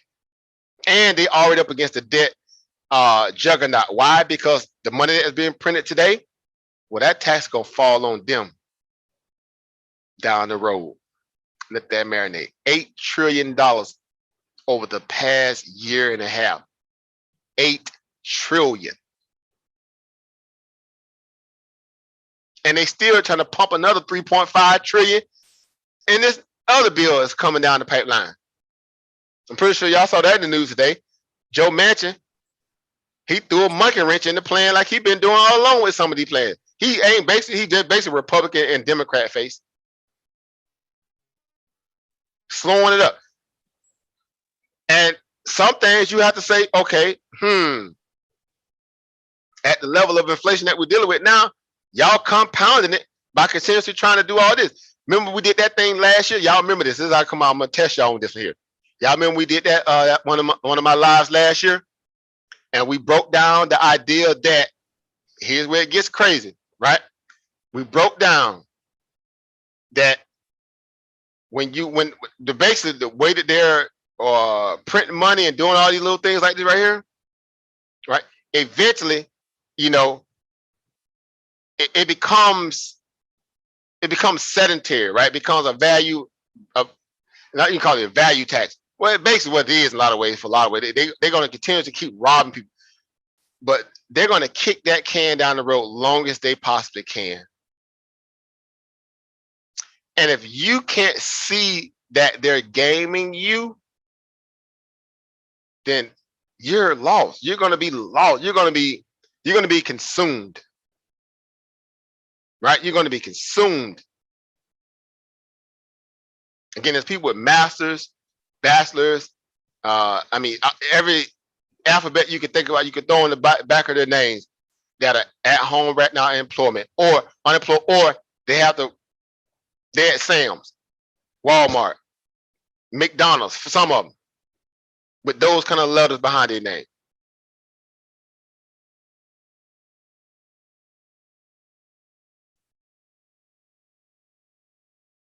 It's equal opportunity, guys, for everybody. We all are in this to get what we can and also build on other opportunities in life too. This is not the end all be all. This is just one branch among many on the tree, and we're just trying to find our way. So take it serious. That's my greatest, the aspirations are many, but that's definitely, take it serious. Cause you ain't losing nothing to getting knowledge in this. You ain't losing nothing by getting the knowledge. You ain't losing nothing, but you gaining a heck of a lot. Get the knowledge. These people that got over what, 700-800. If you add last year and up to now, I know at least they have to be well over at least $800-900 billion. Meaning the wealthy gain or acquire $900+ billion because of COVID. Notice I said because of COVID. That was the key or the catalyst for them to say, oh, we finna get paid. We finna get paid. And they not going to even know what hit them. Why? Because they too distracted trying to what? Dodge COVID. Keep a job, feed their kids, keep a roof over their head. They too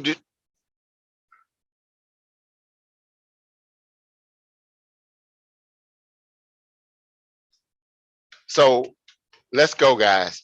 We're gonna keep hammering this stuff. We're gonna keep hitting it from all angles. This is just no more than the fundamental side of the game. We deal with technicals too. We break down charts, but like I said before, we're going to be multifaceted in this. We're not going to be people who sit around and be the best chart person ever. That's fine and all. That's good. But you need to also learn the economic side, the macroeconomic side of the house, the fundamental side of the house too. Exactly how the game is played. Because again, we all know that we're supposed to what? Follow the money, right? The trend is your friend, as they say, right? But you need to know who controls the money and how it's being distributed. So when you go to present your investment thesis, you're trading on the right side of what? Monetary history. As wild as these people are, because this is why that we need to watch something like that, because you need to know ain't nothing about this system as a whole has a, I don't know, this facade of people actually care about you in America, that they be brainwashing people with it every day. That don't exist. It's the real world. These people will eat you, chew you up, and spit you out like nothing. Now, you the piece of kale that's stuck in their teeth, right? They can't wait to get home to floss out. These people can care less. So again, that's why we go hard. That's why we're gonna learn every aspect of this game, because with that level of intuitive nature, you can make better decisions for your money. It's the reason why Apple has broke out now over 150. We talked about this stuff. It's the reason why we said going into this week, the market was going to continuously possibly what? Drift up until this meeting. Why? Because markets love climbing the wall of worry. It's a broken ideology, but it works. Why? Because they realize that's the only thing that keeps people interested in markets. And the fact that they know they have what they call an accommodative Federal Reserve. Basically, what that means is the people that print your money, that prints the money that you use every day, is telling you what? Don't fight against us. We're going to print much as we can, as long as we can, until we're forced to stop. And if you own assets, REITs, real estate, whatever, extra equity stocks, whatever the case like that, you're going to be protected. Why? Because the majority of people that own here that may have 401k or TSP, your 401, your TSP right now, or your Roth look damn good. Why do I know that? Because Thanks. the market is dictating that. You ain't complaining if that 401k looking good. Now, you may not have any extracurricular investment that you do on your own outside of your job, but you got to keep that job to keep that 401k liquid. Right? You got to play ball on their terms to keep that 401k liquid. You know, with the whole matching. I'm like, you should also be taking a little extra and putting it to work in the markets too. You can start small. You can do $5 a day. And just in the index fund alone, if the SP normally yields about 8% on a per annum basis, how you beating that in the money market account? What money market account y'all got to pay 8% interest on it right now? Go, anybody.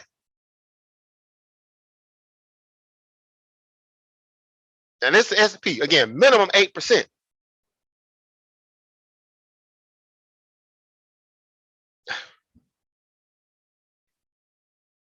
I'm just trying to figure out, why are people still sitting on the sideline scared, shifting their thumb, waiting for something to happen? I don't know. We are in this wait culture. Like, man, you waiting, the wheels, the wagon ain't waiting for you. Look, bro, look, let's go. Get knowledge, get educated. You have this free will just like anybody else. There's people that can't wait to come to America, right? Even people that's outside of America to invest in our market, but they can't wait to get to America to get invested in our markets. Why? Because they know it's the most lucrative marketplace on the planet. The NASDAQ alone canvases basically about 4 or 5 other markets out there in the terms of its market cap. The NYC, forget about it. That's the granddad of them all. Go look some of that stuff up. Let it float your boat. A lot of people don't understand the level of money that's moved around the world daily in global transactions. While most people on the way to work, hanging, goofing off, whatever, it's so much money being moved around the world daily in those transactions. So that's it. So again, great economic documentary there. Again, I get the link to you guys that want it. You might want to pay attention to that, because we are at that, again, I said that last week, we at that crucible moment. The economic data, jobless numbers are not, and here's COVID again, whatever. And they said, matter of fact, they put out an article, I think last week, where some analysts were hinting the fact that they felt like the Delta variant had peaked. Y'all know that wasn't nothing but a dog whistle. Think about that. Yes, I saw that. Yeah. It's a dog whistle. It's to get people like, okay, if we didn't peak, that means if we on the down slope now, on the dot plot here, that means, okay, that means corporation can still what? Be business as usual. People ain't gonna be afraid to go to the movie theater and do this, that, and the third. Is how that work? So keep the money printer rolling, keep the churn going. These corporations gonna be okay. The economy gonna be okay. We got a booming economy. Notice they keep saying there's a booming economy. Who is it booming for? The rich, the wealthy.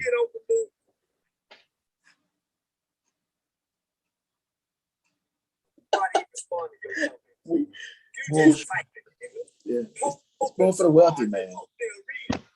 It's funny when we all keep hearing it. The economy is booming. The economy is booming. And Joker's like, where? Yeah. Well, it's those who are not initiated. That's why they don't understand how it's booming. We all understand it because we're here. We got investments out there. We see our portfolio just going up. We see our 401ks or TSPs or Roth making power moves. And the average Joe out there like, man, he got to hustle hard and look. But that song Rick Ross say, every day I'm hustling, everybody hustling. I forgot I go. It's one of them. Listen.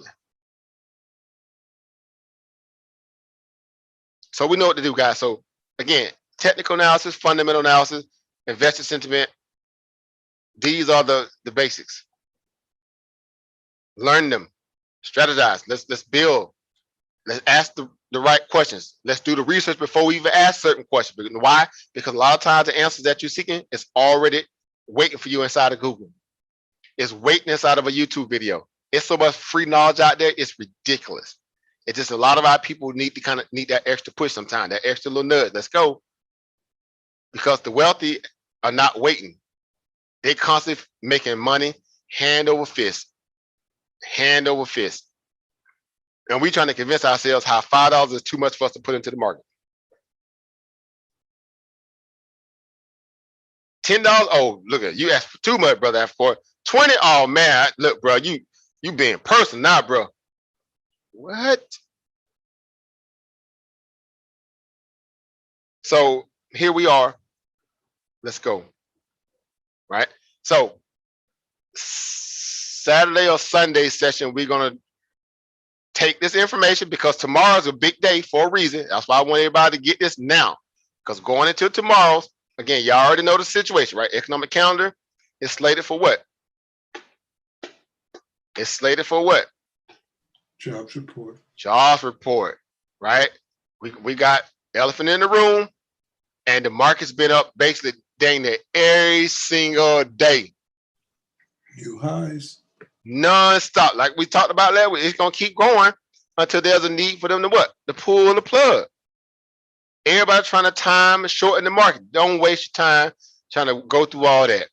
Stay again until the Fed have a reason, or at least they have the magnifying glass on them in a way where they can't dodge the work that they're doing in terms of how they're sitting there just juicing this market. Enjoy the Coke. Right? Again, getting that Coke injection, right? Yep. Look, we've always said follow the money. It's so wild. Again, we spoke about that. I'm turning like $17 into 200.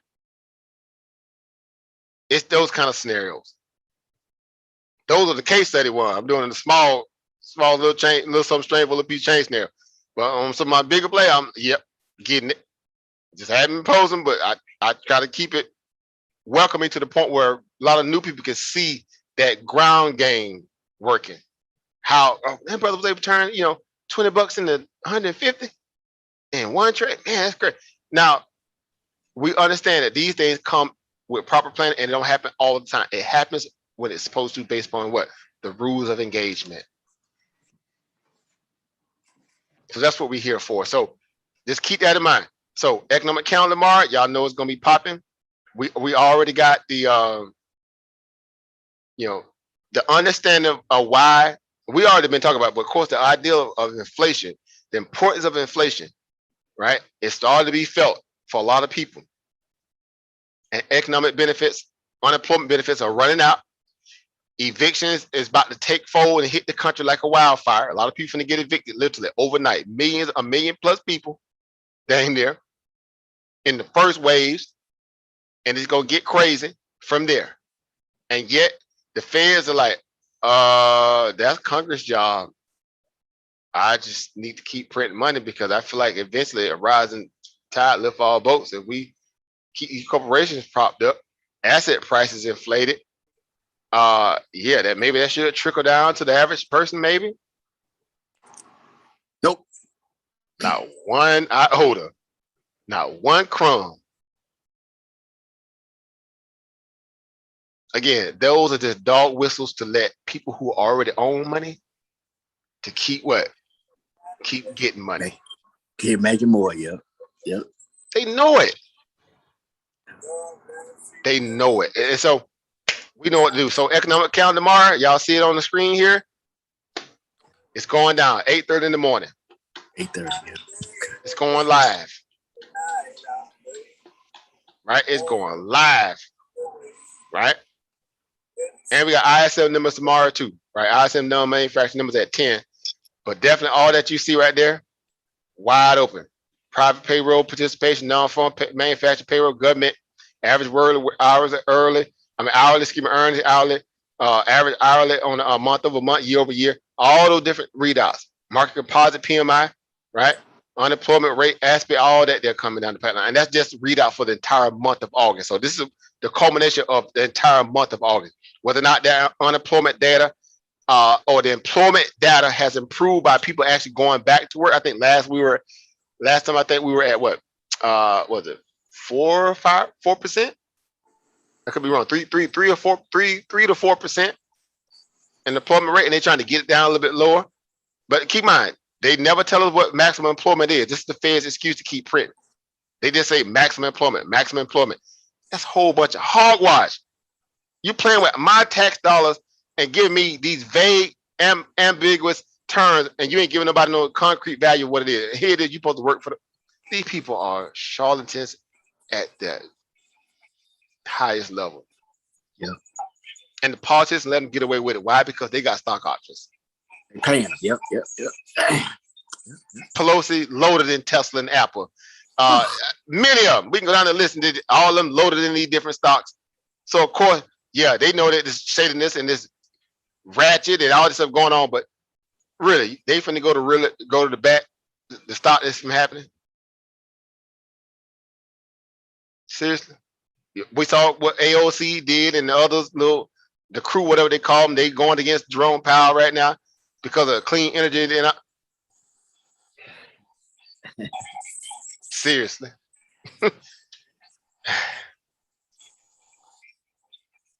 Even if they did, at this point, the damage is already done. Yeah. And the next person they put in his seat gonna keep doing what? Same thing. Kicking the can down the road. Yeah, kicking the can down the road, like you say. So we know what to do, guys. So let's not be confused. Let's stay hungry. Go back and rewatch this thing if you need to. That's why this is for, we have these sessions for many reasons, right? You all are entrusting, this environment to be an enrichment value for your edification and your knowledge to be better at what you're trying to gain in the markets as a whole, different asset classes, forex, crypto, equity, options, different buying, all of it. It's all interconnected. It's a trend and there's some money behind it. One way or the other, you need to learn how to follow it thoroughly. Because if markets are moved by institutions and banks and people got big money, how you finna go against that with your few dollars? Convince me how that makes sense. That's like you going on the job, clocking in, and then telling everybody in the office, I ain't even do no work today. Y'all better leave me. I ain't even do nothing. And then you hoping that you still gonna keep your job or the pay as you had and all that there. Good luck. They expect you to acquiesce and go along just like everybody else. At least here you have freedom. You can set it, audible it, adjust it, change it around, stop it, whatever you want, and still go out there and live your life and do everything else. All right, so that's it. So it's 12 o'clock. I want to make sure I'm done at least by 12. It's late. I'm sorry. We started late anyway. I didn't mean to, have us late, but I have stuff going on myself. But again, very potent conversation in my opinion. Of course, that's up for y'all to judge. I'm not finna put that out there in y'all head, but I think anytime we come together, we're trying to bring something different and, in my opinion, potent, not only to our real world situation, but for our future perspectives as well. Right? We do a lot of unorthodox level of training over here for a reason. It's not a turnkey, just sit, let's crank the charge and just go through that all day, every day. Oh, that's fine. But you need to see it full circle, at least where you can keep yourself on the ready. So you won't have the excuse to say, oh, I didn't know that was happening. Well, this is why that position might be acting a little funny the next day, because you weren't prepared for that block of information or that data to come out. So this is why these conversations are important. All right, so that's it. So let me get ready to log off. Again, we'll probably end up doing it Sunday like we did last time. Or if not, we may get it in Saturday. I'll do like last time. I email you all. Y'all let me know what days are better for you all. That y'all want to do the next little kind of back end session. Just because we definitely gonna need to talk about what happened tomorrow. It's gonna be a hot button topic. There's people that ain't gonna be able to go to sleep tonight. This how crazy it is on the Wall Street side. A lot of these jokers ain't, especially on the retail. A lot of jokers ain't even going to sleep tonight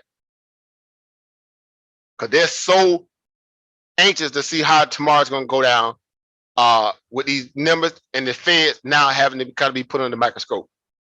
What they're already doing is reckless at this point anyway, but even more so, if they're going to whistle or at least hint to the idea that, okay, yeah, this data here makes us want to taper a little faster now.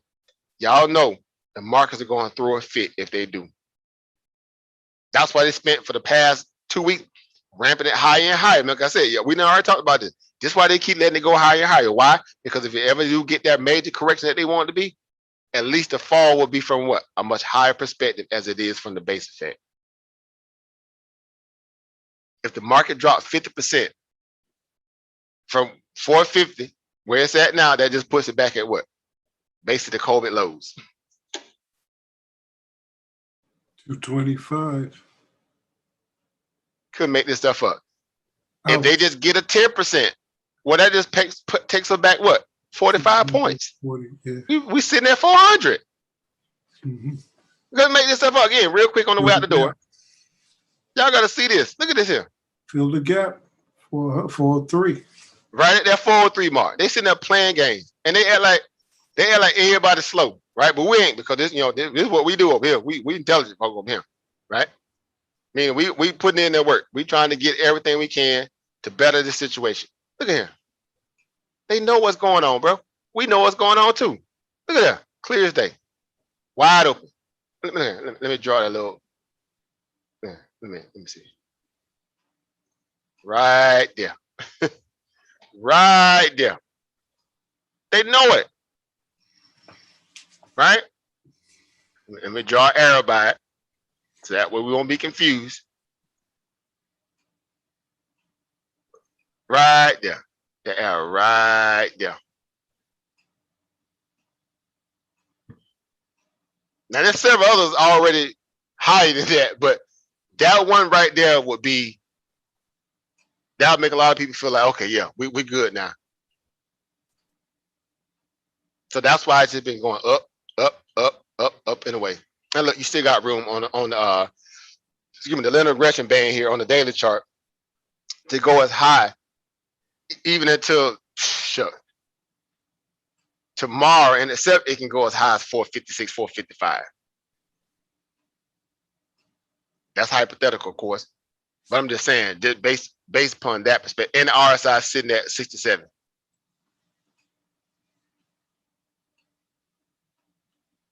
And even if you pull back, you can pull back to about 440, 441, and the market feel like it still ain't missed a beat. That's just that initial shock before we have any real idea when they start doing real tapering, then it get real ugly. But then to them, that'll be like, hey, we pull back.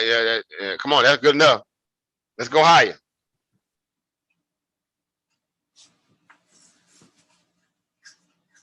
So that's it. So let me get out you guys' hair again. My best to all y'all spouses and y'all kids for keeping y'all away up this late, right? Not my intentions.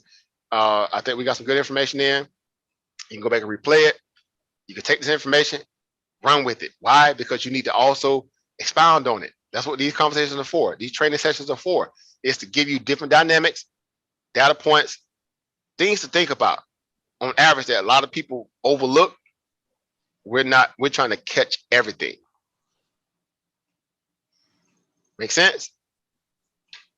Right. So that's what we're here for. Right. So I'm gonna end it on that note, guys.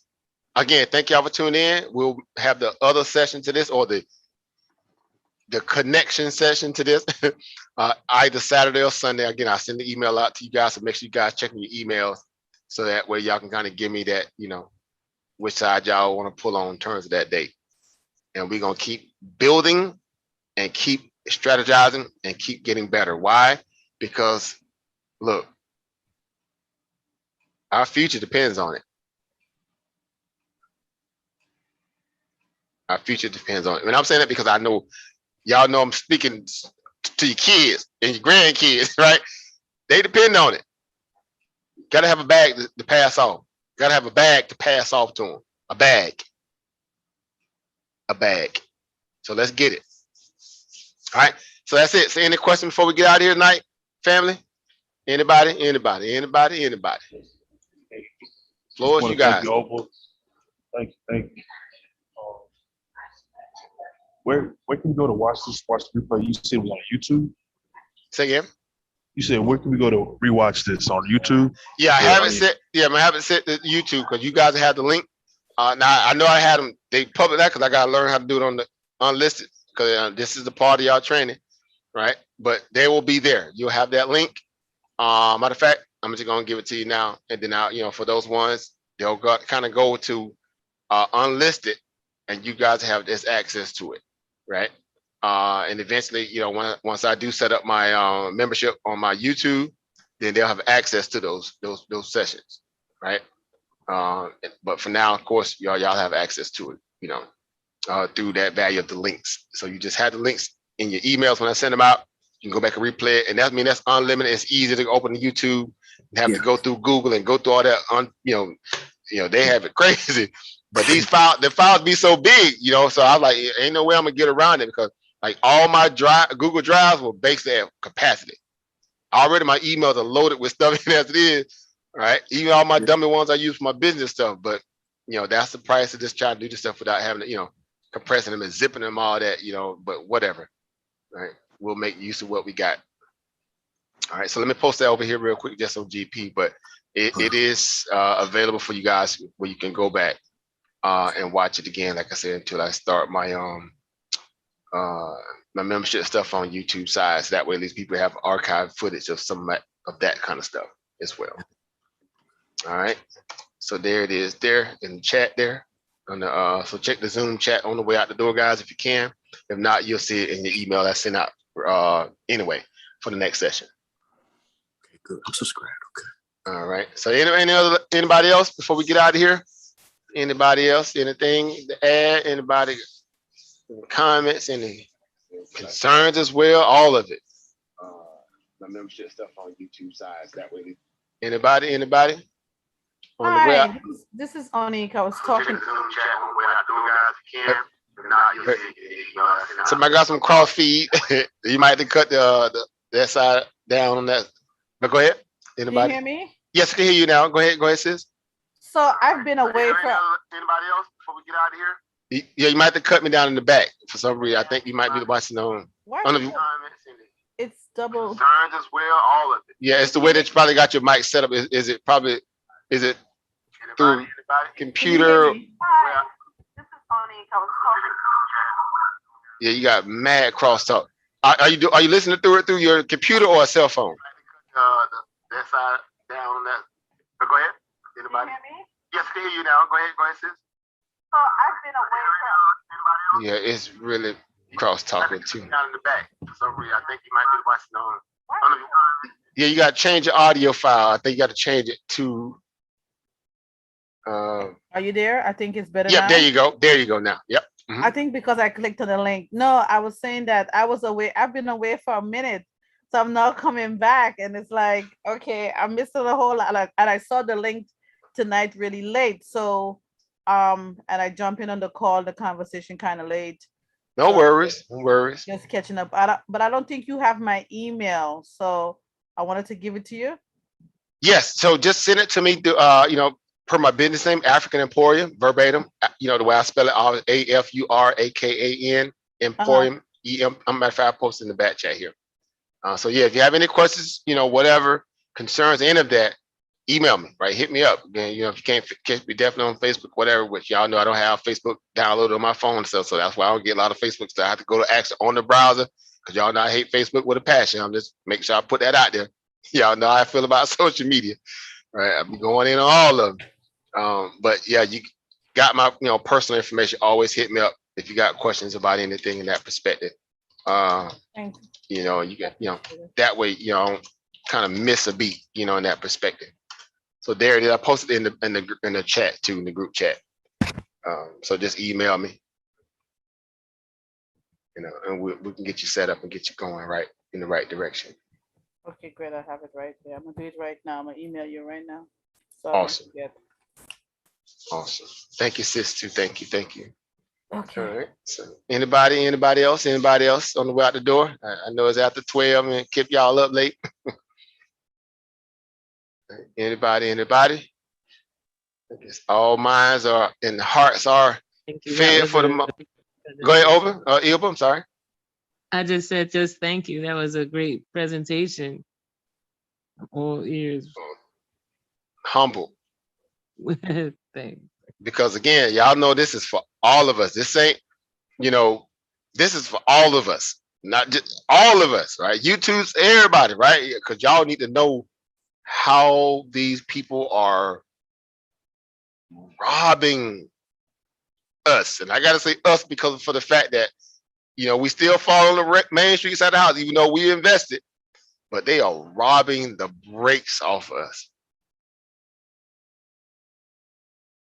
And it's best we all know what's going on in a way where we can obviously, make the proper, adjustments, whether, you want to get in the markets or not. But at the end of the day, they making money off you one way or the other. They're going to get it, right? It's true. The consistency that you talked about definitely makes a big difference every day. And, that's the only thing we're trying to do, connect the dots. That's all we can do, all right? Because if not, this stuff, it can unravel very quickly, right? And we all know we up against, what they're presenting in terms of their talking points, their rhetoric, and their policies, right? They could afford to, gerrymander and filibuster and pontificate and stall. They could do that all they want. But yet real people have real issues and are hurting. And like we know, that moratorium is over. The unemployment over. That's no pay and no homecoming. And basically one drop. Let that marinate for a moment. It's gonna get ugly. And we just came off a hurricane, right? And we dealing with all the other stuff that, man, look. Yet do all that, these people 5 times to what? Run that market up. Oh, the market ain't pulling back just because there's, suffering and death and unemployment. Market's like, oh, we like this here, up and to the right. Why? Because who's in control? Who's in control again? Big brother. That what call it what it is. The central banks. Let me refresh it. See right there? They got a fresh trillion for y'all tomorrow. A fresh trillion. Fresh trillion. And they said a whole trillion. They got a whole trillion for y'all tomorrow. A whole trillion. Y'all see that right there? Stop playing. Go show them jokers that be talking all that trash, that don't know, don't understand the sacrifice that y'all putting in to get this here, and they realizing how to, they're like, no, this you got to work. Go show them the stuff like this, data points like this right here, and watch them eat crow and choke up on. What you mean this? No, that mean that money is, yeah, okay, play with it. That's quantitative easing. That's what quantitative easing looks like. They add $1 trillion a day now. $1 trillion a day. And that's not even including the mortgage-backed securities and all that. It's mixed all in. This the reverse repo operation. See that this is reverse repo. That's quantitative easing. What's tomorrow called? What did you guys call tomorrow? With the job market or the unemployment? I mean, with the employment, what do you call I'm happy you asked that question. Where do you go get the information from, Ilba, Angie? Yeah. Where do you go? I don't know. Black box. I don't know. I'm sorry. I don't know. Investing.com. I don't know. Sorry, don't be As part of some calendar. The calendar.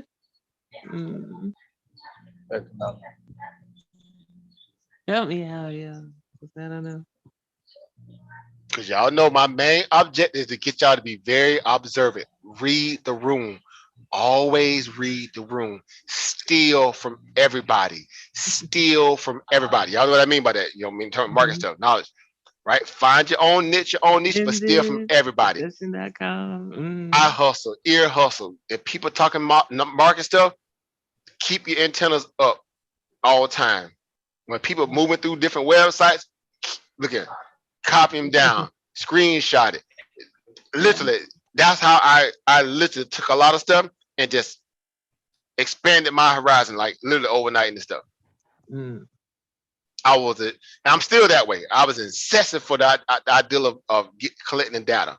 I want to know everything I possibly can because I already felt like I'm playing catch up. You see what I'm saying? So I want to know, like, no, let me know. At least I can have ways where if the family ain't around, the crew ain't around, I can go source that, right? And y'all know what we say on the other side, the scholarly side over there, right? We say what? Source up or what? Shut up. Source up or shut up, right? And the great thing about us, we have unlimited sources, right? We got that real source. We're gonna be talking sometimes, whatever. We got that real source over here, right? Because without this here, all that they be talking about, and not take away from what they do, but all that stuff won't be about a hill of beans. Because why? If your stomach touching your back and you hungry and you can't pay your bills, you can't put food on your back and clothes on your roof over your head and keep your kids, everything else go out the window. All that extra stuff, if you can't monetize it, what good is it? If you can't monetize it, what good is it? That's true. You see what I'm saying? So that's why if I'm gonna pontificate, I'm gonna posture and pander and talk about it, it's gonna be on this stuff right here. Because this stuff right here leads to a tangible benefit. It leads to a tangible benefit. So that's how come I know, regardless of how it is and how we know how raggedy the system is as a whole, the corporations of America, all this stuff. One thing about this, again, you have anonymity over here. They don't need to know who you are, how you are, when you are. None of that stuff matters over here. Why? Because it's about how you look at this as a way, as a catalyst, right? A catalyst to what? Get your share of the pie too that's being doled out every single day. And the biggest server is what? The Federal Reserve. They doling out taxpayers' money left and right every day with no shame in the game. So we need to follow the money, know when they're making power moves, so we can be right there prepared. Make sense? Yeah. So steal from everybody. That's why I say these things are good. Sometimes go back and rewind them a little bit, steal them website. You know, we talk about them anyway, but still, you know, they're there. We here to invoke thought. We here to invoke that ideal of you guys being inquisitive. But this is a good inquisitive. Would y'all agree with that? This is like what they call good nosiness, right? You want to be nosy. I need y'all to be nosy, right? I'm gonna say it like this. Yeah, Y'all need to be nosy in this. I have these sites, but when you ask a specific question, I'm like, It's all right. It's okay. You learn how to connect the dots, but I need y'all to be nosy over here. This is about you being nosy. All my family on the YouTube side, y'all get what I'm saying too. Y'all need to be nosy. Y'all need to be copying this up, screenshot, like, yep, I'm hustling. Right? Because what? The game is to be what? Right?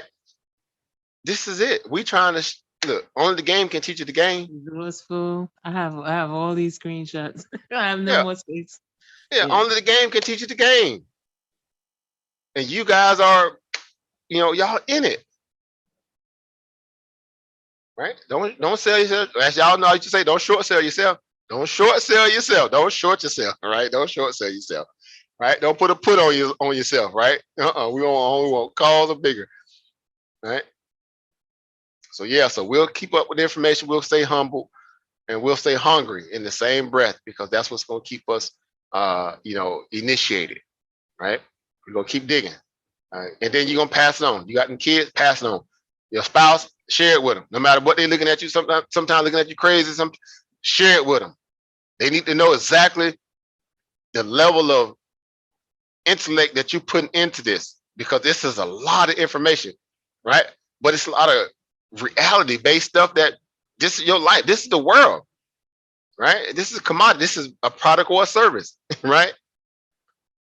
In real time, right? So again, it's good. It's good. It's good. It's good. All right. So that's it. So anybody else before we get out? Anybody else? I know I keep saying, but I want to make sure I got everybody before I get out of here. Everybody? Anybody?